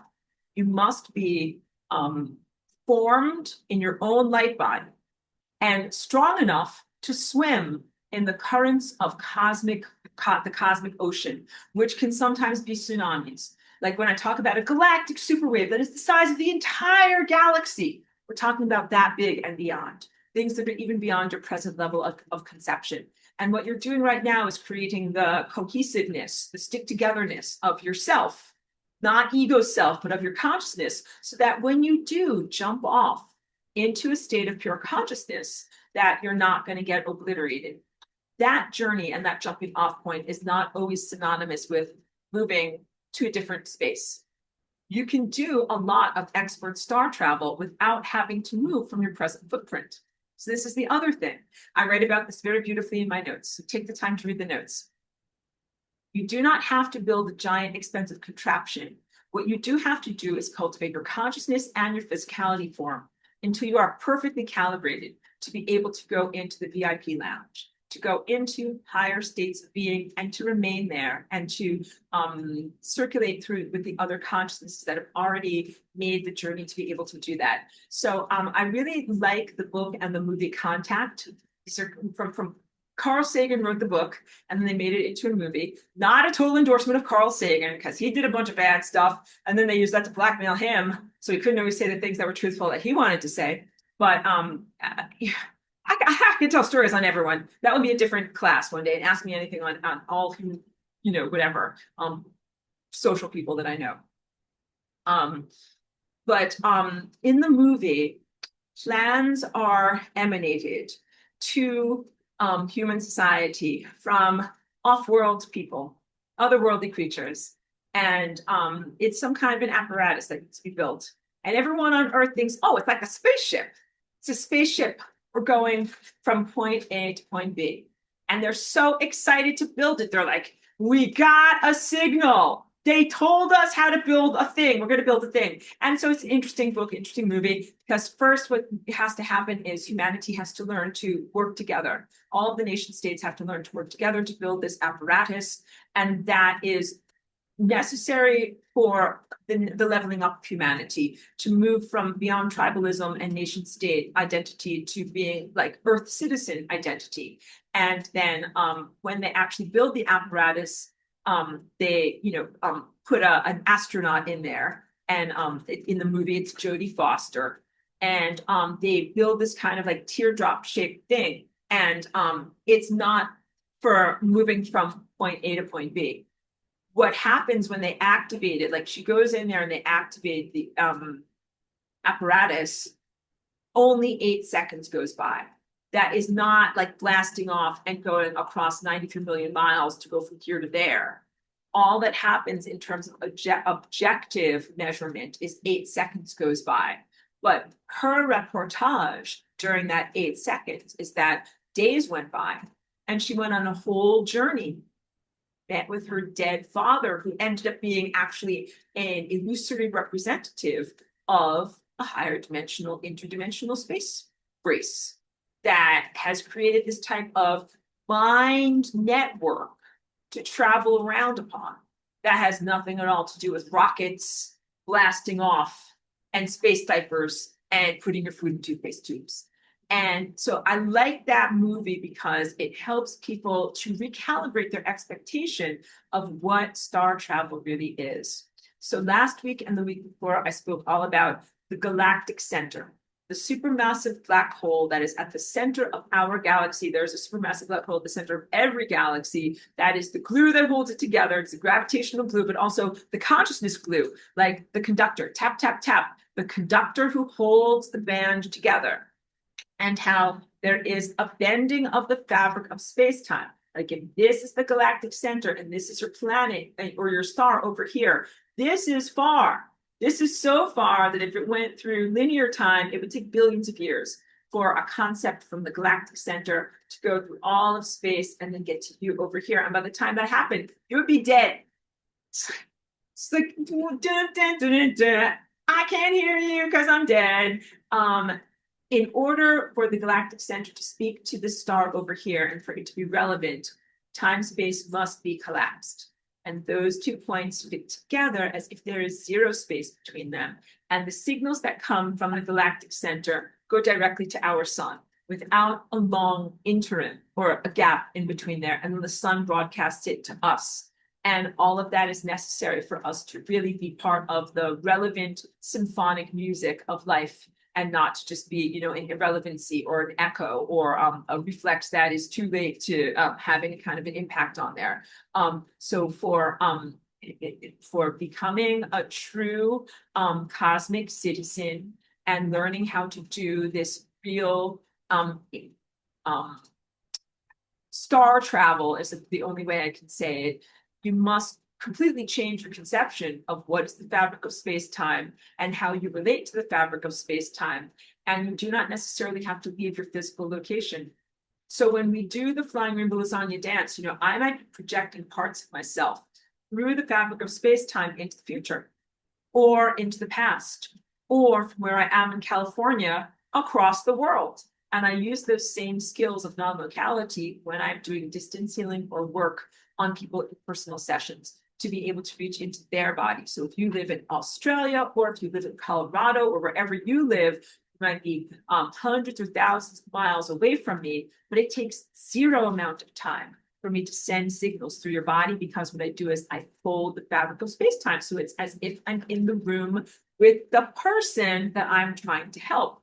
And this is essential also for when you start to think about communication with different levels of different aliens, different species, or however you would think about it, because you think like, okay, it would take me however many billions of years to fly from where I live to like this planet over here and talk to people there. And if they sent a radio signal, it would take this many years for it to actually get to me. So all of that is a great limitation. If you really want to be an advanced galactic citizen, you have to fold the fabric of space-time so you can talk to them directly. But none of that is done through synthetic telepathy. That is all done through the telepathy that I described last week. That is telepathy that is based entirely in the heart. So now I want to get back to my talk about Einstein versus Newton, because this is in my notes and it's relevant. You know, Newton gave humanity a good leg up from superstition that was limiting humans and holding you back from how your worldview and how you conceived the world. But by the time the 1900s came around, it was clear that the world was not only the five senses reality. Newton's level of science or classic physics did a good job of assessing things like how does a bowling ball move in space? Or how do these larger observable objects move through space and I guess experience time? But that is not the only description of the story. It's just one layer of the story. Just like you have multiple chakras and different layers of reality, that is just one layer of reality. So Einstein in the early 1900s did a good job of giving humanity the next leg up on the staircase, right? On the staircase of consciousness to begin to talk about what is known as quantum physics, quantum observership, the sense of recognizing how your viewpoint and your consciousness has an impact on the actual fabric of reality and on matter around you. So the rainbow journey is about light coming into the material form and then returning to light. If I can synopsize everything, even though I've been talking here for many hours today, I should have started with this at the beginning of my notes. Matter exists in order to return light to its origin. If you need to know, like, mommy, daddy, why do I exist? Why does the world exist? Why is stuff here? Like, young person or old person, matter exists in order to reflect or send light back to its origin. So with light, the traditional model that I share with the world, not my updated path of light version, but with the traditional model, light emerges from a sun. It's not merely created there in a nuclear furnace or as a haphazard chemical cascade. Light emerges from portals in the sun, and then it begins to travel across linear space. And as it travels across linear space, if light does not interact with an object or a creature, it simply continues onward on its journey indefinitely or infinitely. And that's a pretty amazing thing to think about. If you ever can't sleep at night, just think about the infinite journey of light that sometimes happens. If the light doesn't fall on a planet or a moon or an object or your eyeball, it just keeps going. And to the sun and the sun's senses, as I talked about last week, this is similar to a bat's echolocation. The bat sends out sonar signals that bounce off of objects and then bounce back to the little bat. And it hears the difference between how it sent it out and how it came back. And the bat and its little bat brain makes an incredible level of perceptive calculation to be able to sense and estimate how far away is a thing.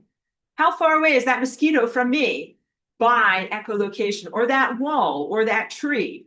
And bats are experts at being able to navigate their spatial environment based upon these echoes and bounce backs. The sun is doing the same thing with matter and with time.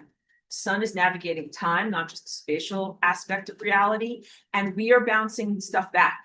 So we're not just objects bouncing things back. Like, clearly, I'm an object and my skin bounces color or light off of it. You're like, yeah, that's that stuff called skin, and I can see it's skin color, and it is, Aurora colored, and it is bouncing off of there, and it's hitting your eye, and you're seeing it, and you're like, yep, Aurora has skin.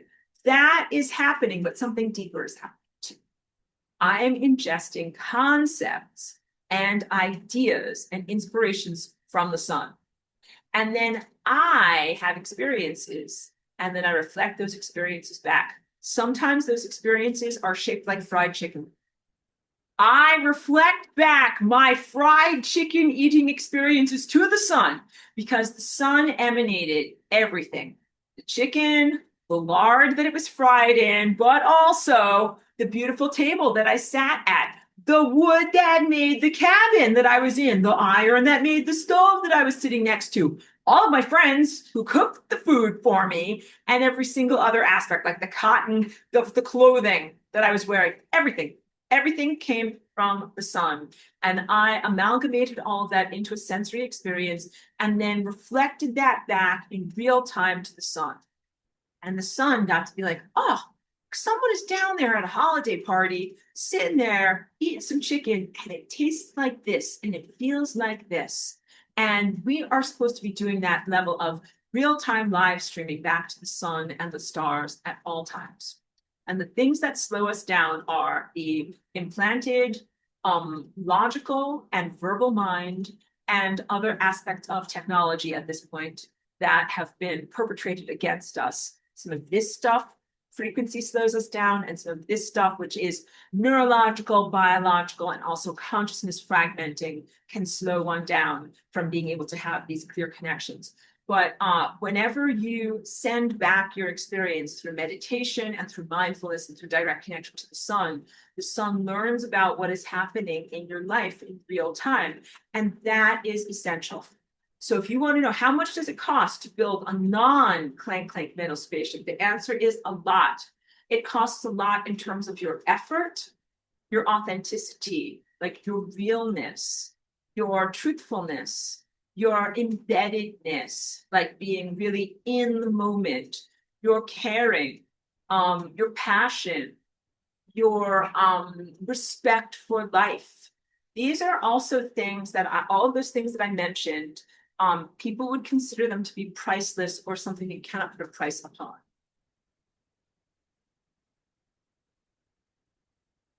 Elon Musk and other, what are they called, industrialists, can put a price on a rocket. They can say, well, this is how much the steel costs, and then this is how much my factory costs, and this is how much of my workers cost, and then this is how much the liquid oxygen costs, and then this is how much it costs to put together a mission.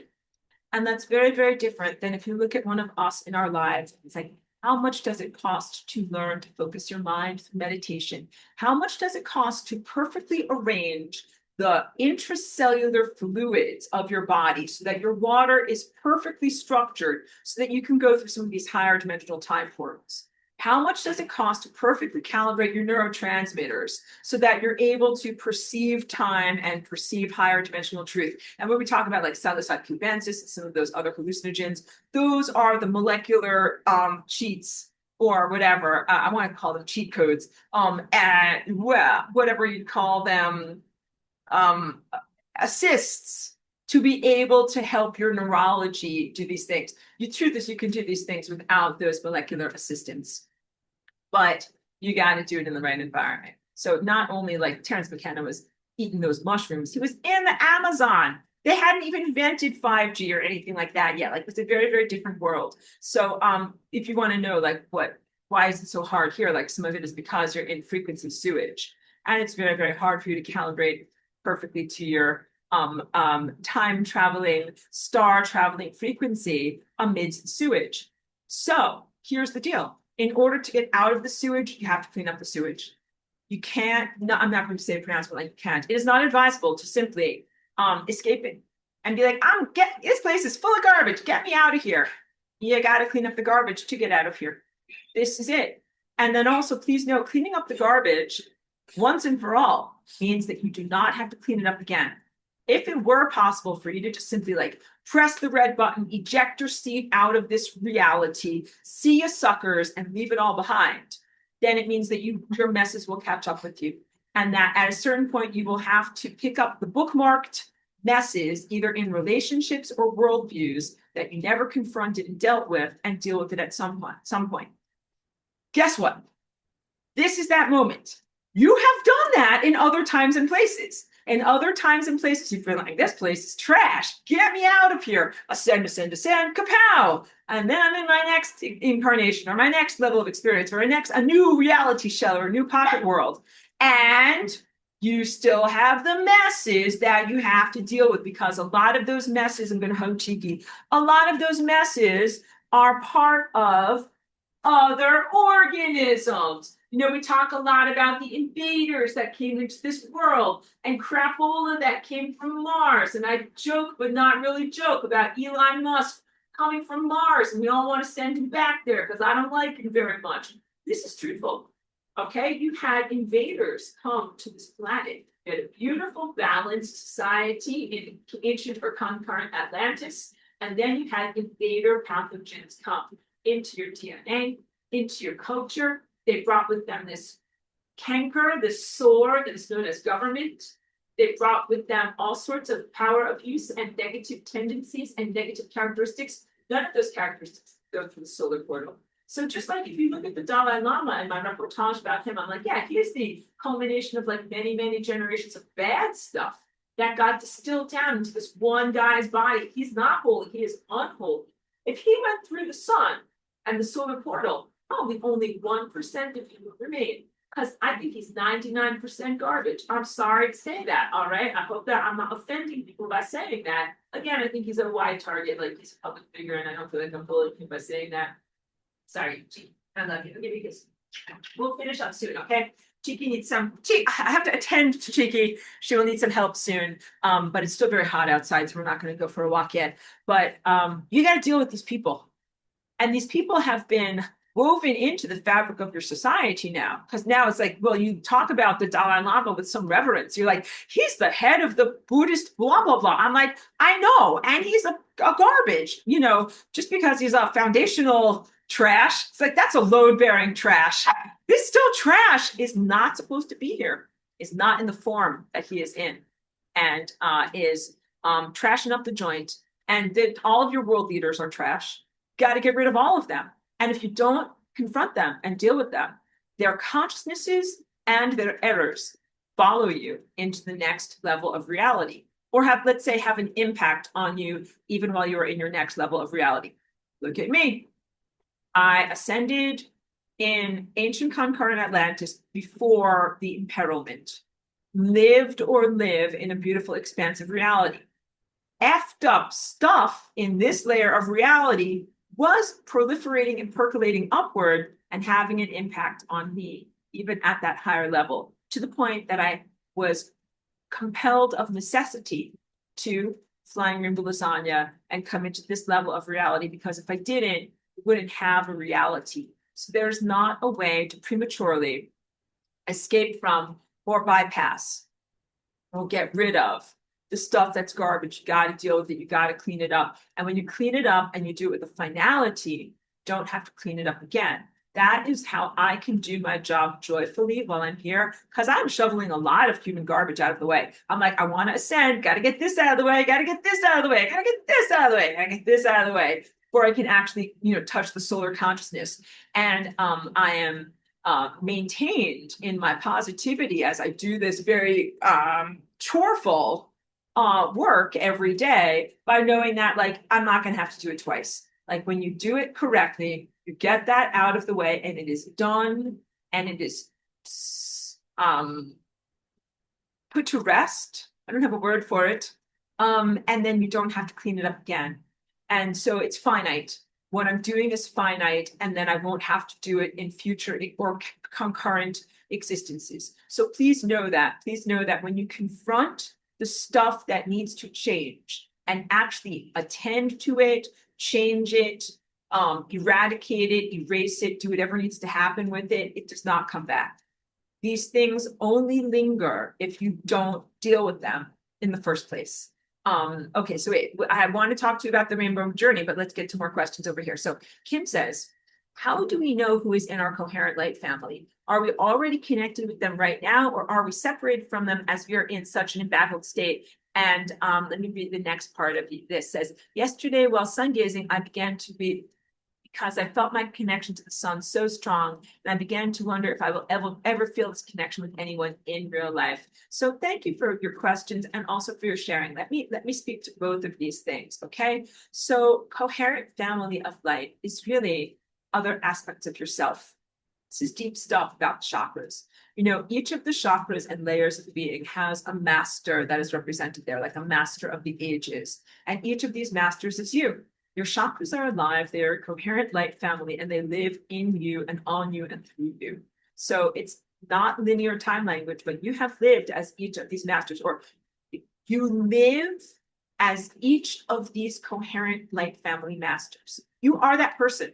Like this person who is at the level of magenta, I always perceive them as a primal person.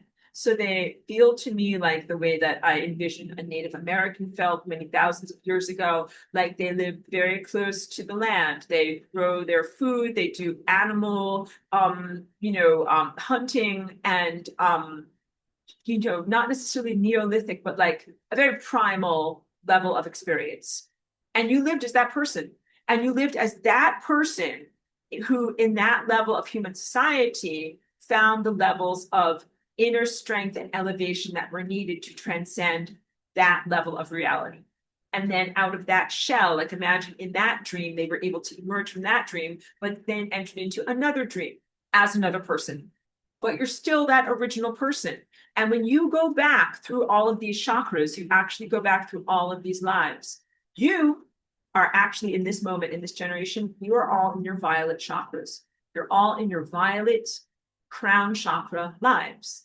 And if you go back one life, you're in the life of Jesus Christ, which is why when people have manic episodes, they go into the opening of their chakra here and they're like, I'm Jesus. I'm in the Holy Land. I'm from Nazareth. And I'm like, yes, yes, you are. All of us are. We actually, everyone who's alive right now is an outgrowth of the mind of the guy who lived in Nazareth. Amazing. But he was an outgrowth of another guy, and he was an outgrowth of another guy or woman. And they do alternate. They're not all males. Please know that. And that person was an outgrowth of that person, was an outgrowth of that person, was an outgrowth of that person. These are all you. And so when each of these layers of self has achieved mastery, it doesn't mean they poof out of existence. They go into their purely light form, and then they live on you as a purely light form that cannot eat physical chicken. That needs you to eat the physical chicken. And then you translate the experience of either chicken or whatever, hugging your dog to them so that they can feel it. And it is a beautiful reciprocal family. Now, to speak to your second paragraph of what you shared there, because it's very beautiful and very real. In our world right now, there's so many ego barriers that it really does make it very challenging to find that level of closeness and true authentic relationship and rapport with other physically embodied people. Human beings have not only the implantation of the mind, the verbalized mind and the intellect and all of the ego presences that come from there. Like when people say like, I'm this, but I'm not this. I'm like this, but I'm not this, not like that. I'm like me, but I'm not like you. And therefore we cannot connect. We cannot be friends. All of those are distances that make it very difficult to connect. And then that's ages long. And then when you add to that, this technological stuff makes it almost impossible to connect. I don't want to set anybody up for failure because you might be able to make really great friends and great community and other stuff. I think that we're not at that level yet. It's really still for me very, very hard to make human connection and to find good people. You guys are wonderful, good people. And I say this over and over, and I mean it. People in my class, you are the best of the best. You are literally the best human beings on earth. There's probably some good people that speak non-English and they're just not in my class. And that's why they're not in this particular class. And they're out there too. But of the English speaking world, I think you are the best of the best. Very, very lucky and grateful to be connected to you. So grateful for the people that come to my retreats because then we have like the in-person connection. And there's really a lot of friendship and rapport that we've been able to build there.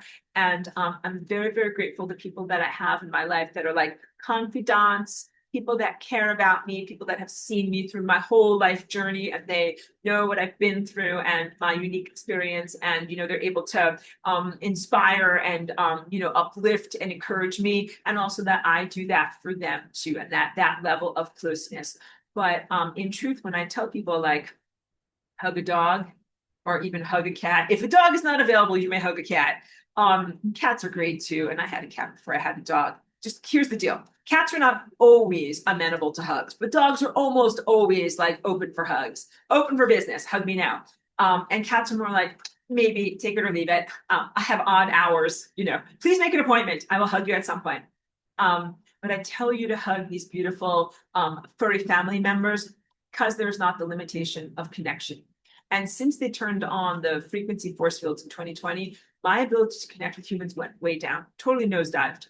And it's not from autism or anything like that. Like, I don't really relate. I don't really claim the life story of people who are autistic. I am non-neurotypical. And sometimes I've had challenges, connecting to human conventional society as a result of that before 2020. But like I had lots of good people in my life, and 2020 and the frequencies and the things that were done in genetically modifying the population at that point fragmented our world, made it so difficult. I had a lot of friends back in Woodstock and they have just really different worldviews than me, and 2020 fragmented us apart. They see the world very differently. They went in different directions. A lot of the rejection came from them and not from me. But it became clear to me, I'm like, okay, like we are on different timelines. We can't really talk and relate with these people. There are a lot of the people who volunteered to participate in these types of things, believed in the propaganda, and lived their lives in conformity. Even though you'd be like, Woodstock, like, why are they all conforming like that? I don't know. The truth is, I cannot comprehend it because I would think that they would all be iconoclasts and freedom fighters, never participating in the foisted the reality that is being foisted upon them. Like, these are people who have eaten the psilocybe cubensis mushrooms often, and I couldn't imagine that they would present themselves for genetic mutilation or divine disconnection, but they did. And so there were, for whatever reason, fragmenting, and that's just within the community that I experienced. I know each one of us experienced levels of fragmentation in your community, in your workplace, in your families. Big stuff. A lot of families got broken apart, not only about whether people wanted to have the implants and the modifications, but the worldviews inherent in both sides. And then the repercussions over the past 5 years. I do not celebrate, I'm not happy at all if people fall over and die as a result of the things that were done to them. It's actually very sad, a sad loss of life, but it's been going on. And then there's this whole thing within the community of like, well, I warned you and told you not to do that, but you listened to the propaganda and now this bad thing has happened to you and now you're dead. Like, and how does that feel as a friend? Like, I warned you not to do this and now you're dead. Like, I'm shaking my finger at you from, while you're in the grave. Like, all of this, like we have to laugh because it's really tragic. Not the way that friendships are supposed to end. And there's been very huge levels of distance, like wedging or crowbarring people apart, as opposed to that level of connection that we're supposed to have. And to contextualize this, in Ascension, we're supposed to be able to connect not only with each other as loving humans, but with the whole world. You're supposed to be able to talk to a bird, talk to a tree, talk to the water, talk to another human. and have a real connection. So until we eradicate these frequencies and the pollutants, the particles, and other things that are preventing people from having their natural unfettered energy field and neurology, that connection is really, really hard.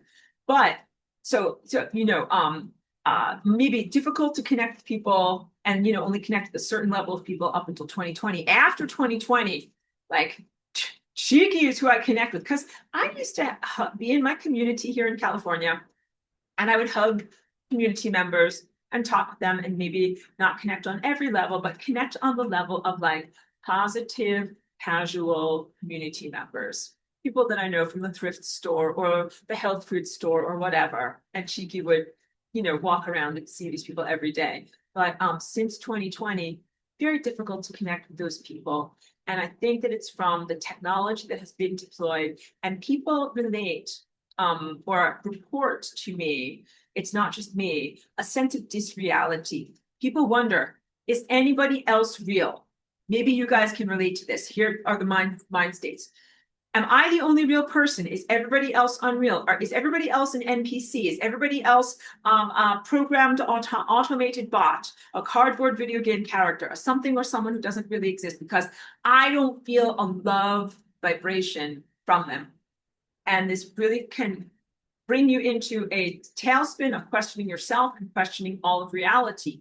And the answer is some people have become so checked out and so disconnected from divinity, so disconnected from their own consciousness, and so automated, I do the robot again, from their true divine connection and their true motivations, that it's about like talking to a robot. And I joke about people joining the Borg, like from Star Trek, but a lot of them joined the Borg.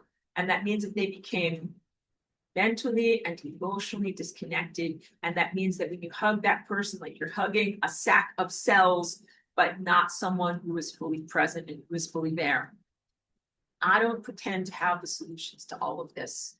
I am with you in this very, very difficult situation. I have people in my life that are friends that I care about that went down that road, and family members too. And of course, like I was authentic and I said all my things to all of them on all these levels. They chose what they chose. And then what do you do? What do you do? You'd be like, I hope you don't die. I don't want bad things to happen to you, but you also have to take responsibility for what you did and didn't do. Very, very difficult situations. So, actually what I do try to do is see if there are supportive techniques or supplements that people can do to purify themselves. But really, when you change the DNA, there's not a way to purify that out of yourself. And this is very, very, sad or distressing to be like, there are some things that are indelible and you're just not going to get the magic eraser and erase it away. If you get like Sharpie marker on your white jacket, like it's not going to erase away. It's an indelible marker. It's gonna stay. And then you just have to figure out like what can help that person, or what can extend their life, or what can improve their life, even if maybe they can't eradicate the decision that they made. But our world is having to face profound, impossible moral and ethical conundrums. It's an unsolvable puzzle of what do you do about this, because you have to be free. You have to ascend, have to go forward in these levels of unencumbered freedom. And you might be emotionally and biologically connected to people who are never going to make it through that portal because of choices that they made. It's very, very difficult. And some people can come back from those choices. We've talked about this too. And some people can't or are choosing not to. So again, not everybody is assimilated into the Borg, and not everybody has become checked out and an AI bot, but some people have. And so I think that it's not just a question of whether someone has been subcutaneously, had a thing put into them. That's not the only factor that's going on here. There are also some people that I think are very in alignment with the transhumanist agenda. That is part of what feels unreal when you hug them, that they're not there because they're really intending to become part of a computerized reality or a computerized machine. And there are some people who, participated in the medical experimentation through coercion and not through really wanting to be a part of it. And they're not really part of the transhumanist world. but they're definitely, their biology is still exhibiting the things that are inside of them that are part of that. So how do you protect yourself from what's in their biology? Because I know a lot of people who are massage therapists, chiropractors, facialists, and they're dealing with people who have experienced those tiny micro machines implanted inside of them, but they are not implanted themselves. How do you serve your community member if you're touching your hands on someone who's full of bots? And if those bots are affecting you biologically, particularly, or through frequencies? There we go. Oh, you got to see this. Someone needs to see that. That's a new toy that came in the mail that came from a friend, and the friend is here right now. So just want you to see that someone is playing with that toy right now. Okay. Thank you. I hope that you've got a lift out of that. Chiqui's really enjoying that. All right. Beautiful. So wait, I'm going to get to, so the answer is, Kim, thank you for sharing. And I think at a certain point, we will triumph and turn off all of this technology. And when we turn off these force fields, then we will get to feel our real feelings again, and our real, genuine, authentic connection and emotions. And there will be a real, a reckoning that a lot of people will be like, friends from 10 years ago be like, I'm so sorry. Like, I rejected you and I thought that you were crazy. And this person will be like, that's okay. Like, I know that you had, bots in your brain. Like, there might be that, or we might not have that level of reconciliation. Like, I'm just talking very in an unstudied way right now. So usually with my classes, I try to talk about like things that I know that are truthful. But right now I'm talking about things that I don't really know, that I'm just surmising and trying to feel. I don't know what the solution is. What is the moral and ethical solution? What is the interpersonal solution? But I'm certainly intending for the technology to be eradicated and for our true emotional and mind state to return so that we can be real people again. And then there has to be these conversations between family members and community members where they're like, oh, I rejected you. I thought you were crazy. Well, yeah, I didn't like it when you rejected me and thought I was crazy because I was for real and I wasn't wrong. And there's going to be a lot of that too. There will be, I told you so, questions and comments too. So to put all of that aside of the things why it might not be that easy to connect with humans right now, and why you really, really need to connect with your dogs and cats and with nature. But our coherent light family, how do we know who they are? They are self, but they are yourself coming from a different direction and moving at a different rate through time. So you know who you truly are inside, like your true innate existence and who you are before you became plastered and projected with all of these social things and untruthfulnesses that might be contrivances that work for the moment, but they're not the real you. It's the real you. When you go through a solar portal, you are refined down to who you really are. So for me, like, I'm not my dress. In fact, this is a perfect example because in this time and place, I created this dress in order to represent aspects of my artwork and aspects of my identity. That's my social identity. And it's appropriate for wearing in this cultural time and place, but it is not who I truly am. And when I go through a solar portal, I will release this dress. And also it's polyester, which is like a polymer chain. It's not going to last. It's an illusion. And then I'm just going to be myself. I know who I am and can remember who I am, of course, in multiple different other levels of reality, both as Aurora, a stellar impulse, and also Aurora in ancient concurrent Atlantis. And I know who are my characteristics that encompass those times and places as well as this time and place. But my dress is temporal. It's only for this time and place. Here's another good example. My computer skills. Like, I had to gain computer skills. I had to learn how to like download a software and use a whiteboard and do all these things. I did not come here with any of that. And I learned those as life skills. Like learning how to cut a mat and learning how to qualify, make the mat correct with the miscalibrated experiences in that particular frame shop. I learned these things as skills, but I learned them temporarily, knowing that they're not transient. They just last for right now, and that they're not going to go through the solar portal with me. They're just what I do for right now. So think about that in your own life. Your identity in terms of your profession, might not be your eternal identity. Even your creative output, as this creative output that I made with my dress is very truthful to who I am, but it is not long lasting and eternal. But now let's talk about things that are long lasting and eternal.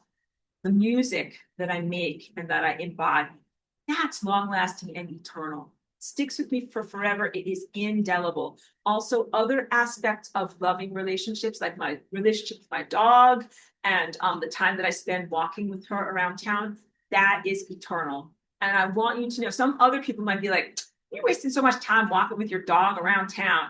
You spend several hours a day doing this. I'm like, this is the most important thing that I do. Literally, we walk around, sometimes I have headphones on and like I listen to cool music and we look at trees or Cheeky sniffs things and I look at flowers. Like this is incredibly important stuff that I'm doing, much more important than cutting a mat and making everything perfect to a 16th of an inch. So things that, how can I portray this? Like time spent in relationships between other living creatures and the land that you live on is very, very well directed time. So it might be time that you spend gardening or sitting in your garden or hiking on a mountain. Those are incredibly important activities that you're actually doing.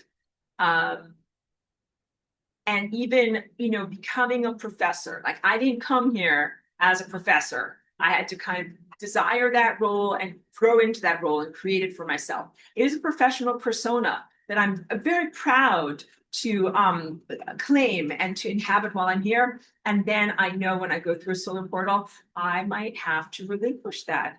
And I might have to be like, oh, I'm no longer Professor Aurora, I'm just Aurora.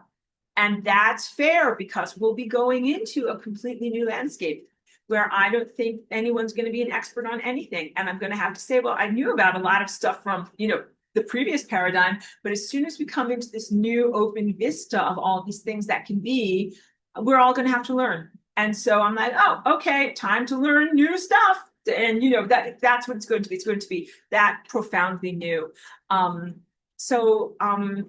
Yeah, I don't have solutions for the complex moral, ethical, and social dynamics that we face. Totally hear you on the levels of isolation, which I think has been some of the worst traumas that we've experienced being here. And please know that it won't be this way for forever, but also this garbage that we're shoveling, it is necessary to do before we get into those levels of freedom and expansion.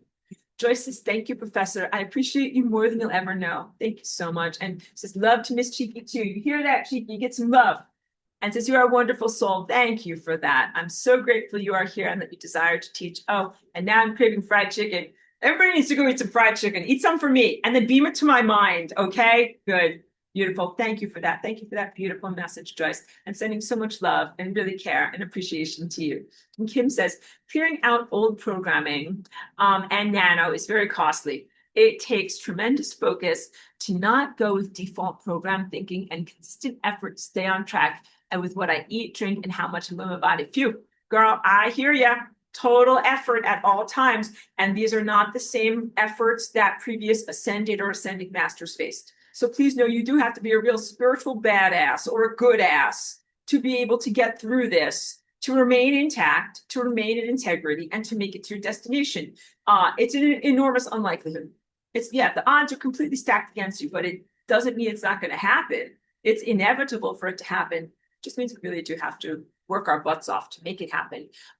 Michelangelo says, thank you, Master Aurora. Loved you mentioning Terrence and time wave zero. Good. I was really connecting a lot of dots, seeking to explain phenomena I was going through. I devoured material from Dan Winter, Stan Tenen, among other researchers. Thank you for that. You know, Michelangelo, you always bring up such good complementary viewpoints and stuff. So I'm familiar with the works of Dan Winter. I don't know Stan Tenen. He's Tenen. So you'll have to tell us about him and if that's someone worthy of looking into. But I can definitely recommend folks delve into Dan Winter. Again, It's not a total endorsement of who he is as a person. I think that Dan Winter is a good person, but don't really know him. I do have one degree of separation with him, someone who's in my class who knows him and said, oh, one day maybe we could talk or something like that. And that would be wonderful. But Dan Winter is another really, really good, like visionary teacher, very heavy on the electro engineering, the electrical aspect of the heart, the dynamics of your heart coherence and how that relates to other people's heart coherence. Perhaps a bit abstruse, like maybe not that accessible, but worth it if you're willing to dive, like, work hard as a student to be able to plow through his stuff and see what he's talking about. But Dan Winter also has some really good information to share about, like, if you're gonna die, how to die properly. I'm very big on not even dying, but he says, like, look, like if you're gonna die, don't die in a hospital, because the whole entire place is wired and electromagnetic frequency made to be like this imprisonment force field that your soul cannot effectively navigate when it separates from your body. So just really, really good, interesting, good stuff that he talks about, but not a total endorsement. And I haven't followed his work recently. But yeah, he's along that same level of Terence McKenna. And if you want to know what happened with Terence McKenna, he ended up dying of a brain tumor. And I mean, not to like gloat or anything like that, but just like I think that he really pushed his human neurology to the breaking point of what you can do in terms of like overloading his brain.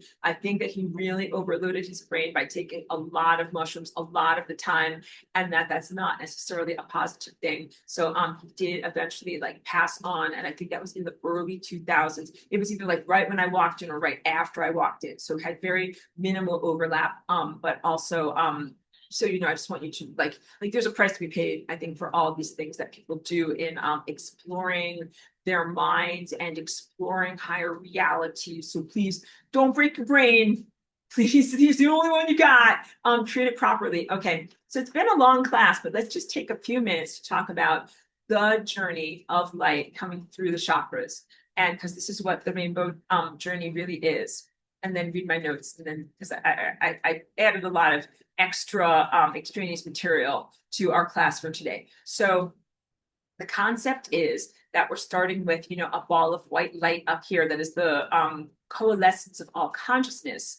And that as it goes through the refractory of your being, the reason why I was talking about Mr. Isaac Newton is because he did a lot of work with rainbows. The idea of 7 constituent colors of the rainbow actually originates from him and his early experiments with light physics, where he was using a triangular shaped piece of glass, a prism, to break up the white light of the sun into the different radiant colors that we know as the rainbow. And that these colors that's the optical analog for this spiritual truth. When you look at a person with your inner eye, you're looking at their light body. It is their body of spiritual truth. And that's not the same as seeing light that comes from the sun or light that comes from a light bulb. So we use our physical eyes to see physical light. That is optical light. But we use our inner eye to see this non-physical light, or we would call it light of pure consciousness or light that is pure information. And that esoteric light is what your chakras are made out of.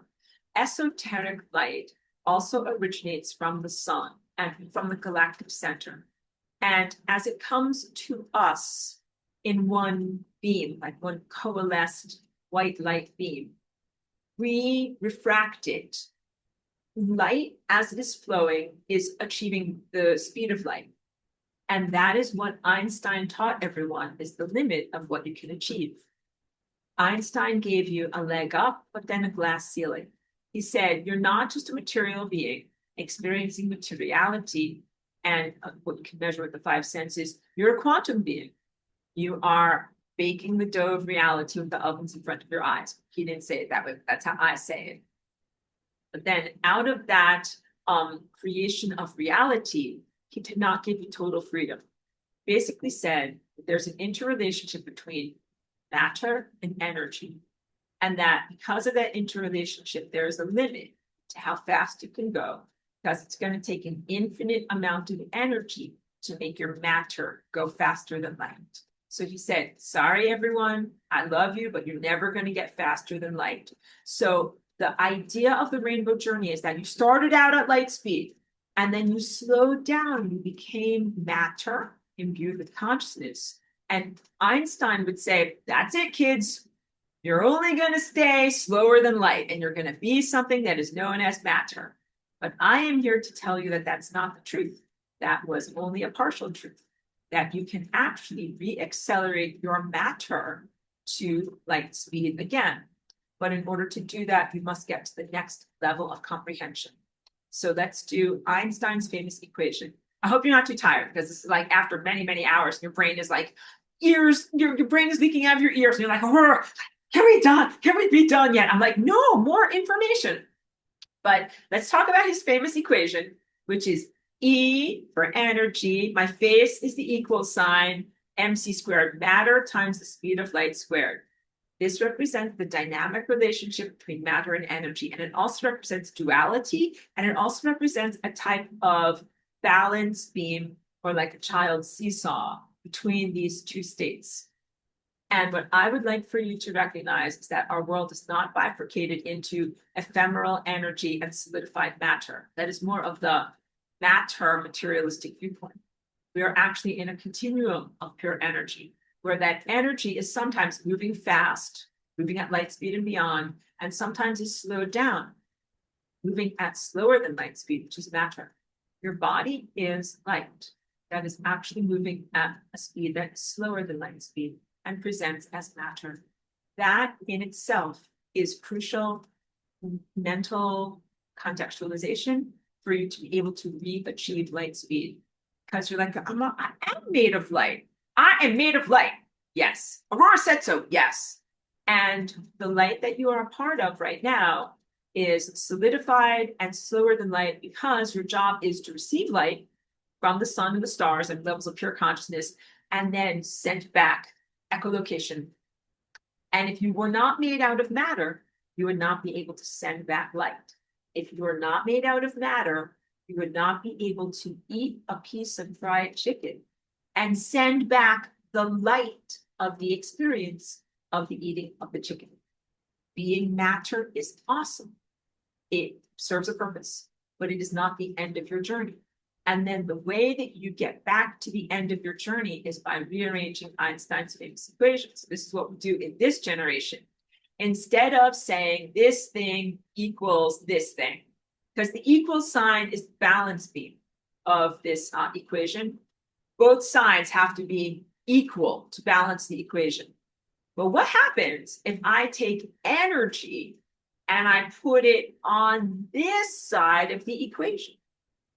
What happens if I take a two-dimensional object like this, the fabric of space-time, and I fold it into a higher dimensional existence? What happens if I take something that was formerly in dualistic opposition, like the North Pole and the South Pole of a dipole magnet, and I bend them around to touch one another so that they connect? And the answer is, in all of those circumstances, is that we've achieved the next state. In magnetism, it's known as a solenoid, non-dualistic magnet that's kind of bonded to itself.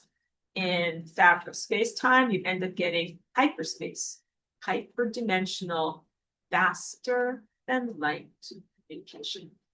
And in the equation, when energy and matter bend around to this side of the equation, what has to be on this side in order to balance it out? And the answer is infinity.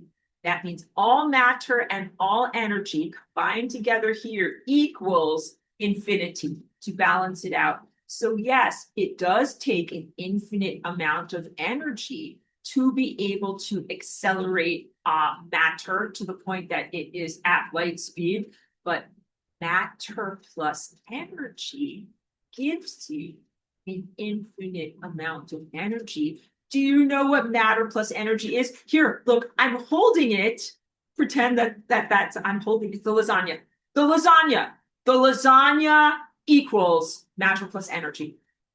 This is it. Or we could say lasagna equals sign matter plus energy. M plus, sorry. Say this equation again. Flying rainbow lasagna equals E plus mc squared. All of the available matter plus all of the available energy combined together equals flying rainbow lasagna.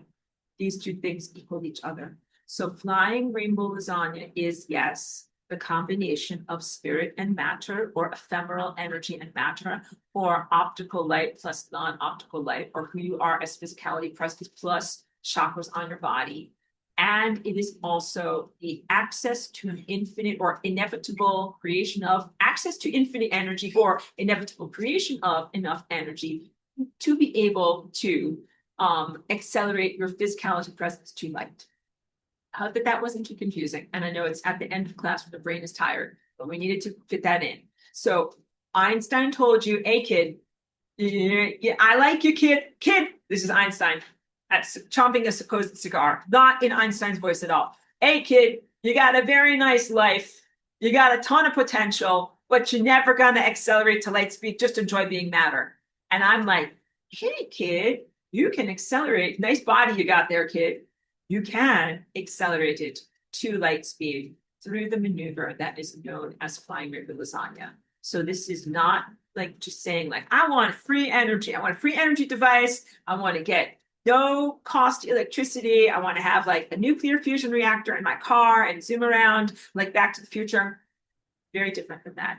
Because one of the things about that movie Contact is that it moved people away from materialism. Like you're going to get plans from a higher dimensional space race that's super intelligent. And everyone's like, hooray, clank, clank, metal spaceship and stuff. And it's not giving you stuff. And actually, they gave them stuff, but it was actually a bridge to a world of pure consciousness, which was worth everything and gave them access to infinite energy.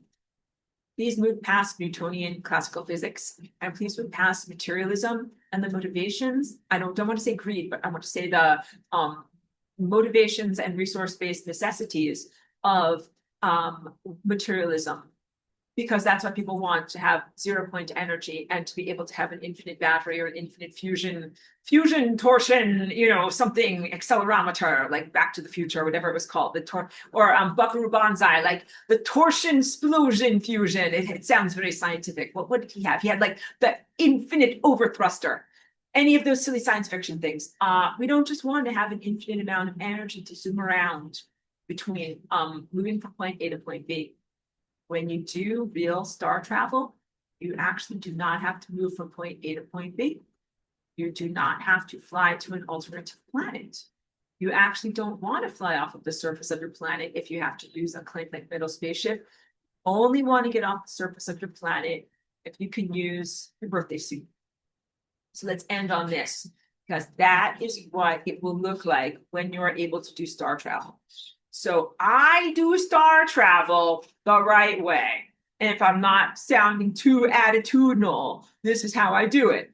So I come from ancient concurrent Atlantis, where I had my individual ascension. I went up the mountain. I perambulated around the mountain. I had my life retrospective. I learned all about who I was in the world. I learned all about my relationships with other people. With each learning, I got more light. More and more and more light. I got so much light that as I got to the top of the special mountain there, I was totally full of light, totally full of self-presence, totally aware of who I was in the world. And even though in that world we didn't eat physical food, we still had to have a connection to the ground. We'd eat the sun and have a connection to the ground. And when the sun went around the other side of the planet, we would eat a crystal at night. All right, and get energy from the crystal at night. But what I was able to do when I went to the top of the mountain was no longer be connected to the earth and be hovering in this hovering state and still be connected to the sun. And then I lived for a very long time in the hovering state, circulating around the planet, never touching the ground again, but always chasing the sun, eating an enormous amount of light and light codes, potentials, probabilities, and pure intelligence from the sun going into my mind at all times. And I wasn't alone. Others joined me, and we became a city, like a beautiful floating group of angelic presences, heaven, all the way around the earth, all the way around the earth. And we lived that way for a very long time. And we had interrelationships and partnerships in our time acrobatics, but we also emanated outward those time acrobatics so that it affected the people that still walked on the earth. We created their lives and their probabilistic structures. We oversaw what was happening to them and helped them in good ways. And then this is how experts do star travel. After you get the band together and you're a cohesive, beautiful, reciprocal, love-based organism, adds a spore. And that spore is able to untether from the sun, that is the star here, and go on the entire stellar network. And that's what Aurora is. That's who I am. I am the spore of consciousness that has come from this planet and is now bouncing around in all of these different places. I would say hither, thither, and yon, doing all sorts of wonderful consciousness explorations and uplifts and artistic processes and programs, and still caring about this world.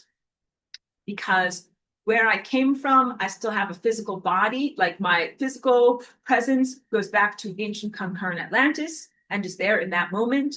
The community of people that are there in that moment are my people. And all of you guys are outgrowths of that community and those people. Now, you had a bad fall. Like, I want to joke about that. Like, he didn't fall, he was pushed. You had a problem that brought you into this level of reality.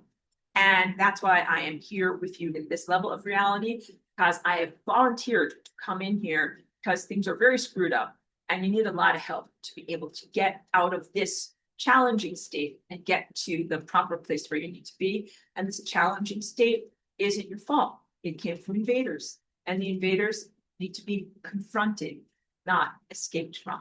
And in the confrontation and eradication of those invaders, you find personal freedom, and you will be able to jump off the surface of your planet. But you can't jump off prematurely, and you cannot bring consciousness hijackers with you. Because if you did that, that is like if you step on dog dew and then you walk inside and you traipse it across the carpet. You cannot do that. You cannot get into the VIP lounge of the higher dimensional state with dog dew on your foot. And that's because you have been dealing with dog dew government, dog dew religion, dog dew money, dog dew genetic modification and languaging, dog dew transhumanism and technology crapola. Gotta wipe your feet, get that stuff out of you. That is definitely stuff that is burned off of you in this experience. So that's a good thing to end upon. And sorry, it's a grotesque imagery. You're like, Aurora, I hate stepping in dog dew, and I definitely don't want to bring it into the higher dimensional reality. I'm like, I totally agree. Let's clean it up. Clean up the joint. And Pedro says, love the lasagna with some fried chicken on the side. Thank you very much, Pedro. Great to see you. Thank you for being here. And yes, I've given everyone a taste for wonderful fried chicken. So you'll have to, I have grilled chicken here. I don't have fried chicken for me. And I've actually never made it or mastered that, because you got to have all the equipment and everything to do it up right. I hope you will all have some of your favorite, whatever it is, and that you'll transmit that memory to yourself as a light being in the future, to your own coherent light family. Make a beautiful, pristine memory of how amazing that those tastes and those flavors are, and be prepared for the future when you won't have a mouth or taste buds or any of that anymore. And you know, if you're like me, you can see my little dog over here. She's my constant companion also for all meals, including grilled chicken. Cheeky is always there. And I want you to know that's important too. Like when you have a dog and they beg or whatever, you put a little aside. You always have to pay the dog toll, give them a little piece of your chicken. That is part of it too. Who you eat your meals with is really important. And most of us aren't even eating our meals in community. Mostly we're isolated, and maybe you're eating your food in front of Netflix. Honor your dogs or your cats if they're sitting with you, or your houseplants, whoever is alive that you're eating your food with, because they're a part of everything that you're ingesting and being a part of too. Elmer, good to see you, man. Thank you very much. Elmer says, thank you, Professor. Thank you, everyone. Thank you very much. Thank you for making the time, because I know you're in a wildly different time zone from us. So thank you for making the time. And Anne says, you're utterly amazing, Aurora. Tremendous Thanksgiving for you, love. Thank you very much. And love and hugs to you. Appreciate you very much. And Kim says, wonderful class. Showing the singularity using the folded paper. Visual was right on target. I totally get it. You know, thank you very much, because sometimes as I'm preparing for class, I get insights of what I need to do for my this is like some high-tech stuff over here. but it works. So thank you for appreciating that. I put a lot of time and effort into how I prepare for class in order to be able to be articulate. So, all right, everybody, now what you need to do is scoop up your brains, put them back into your head as they have leaked out from your ears. And now you need to just take a break and do something that is not heavily intellectual. You might need to hug a small dog or a cat if they are available, and definitely take time to allow things to percolate and settle through into your mind, because you all worked hard and did heavy lifting. So now you all deserve food, drink, protein, and rest. All right. So thank you so much. Thank you for being wonderful students. Definitely are the best, best. Very, very pleased and grateful to be connected to each one of you. Okay. And that also goes for people that catch the archive later, because I know some people are very busy and they can't necessarily be here at the time that I do the live lectures. Profound gratitude. Thank you. And also encouragement to each one of us to keep going on the marathon through very difficult times.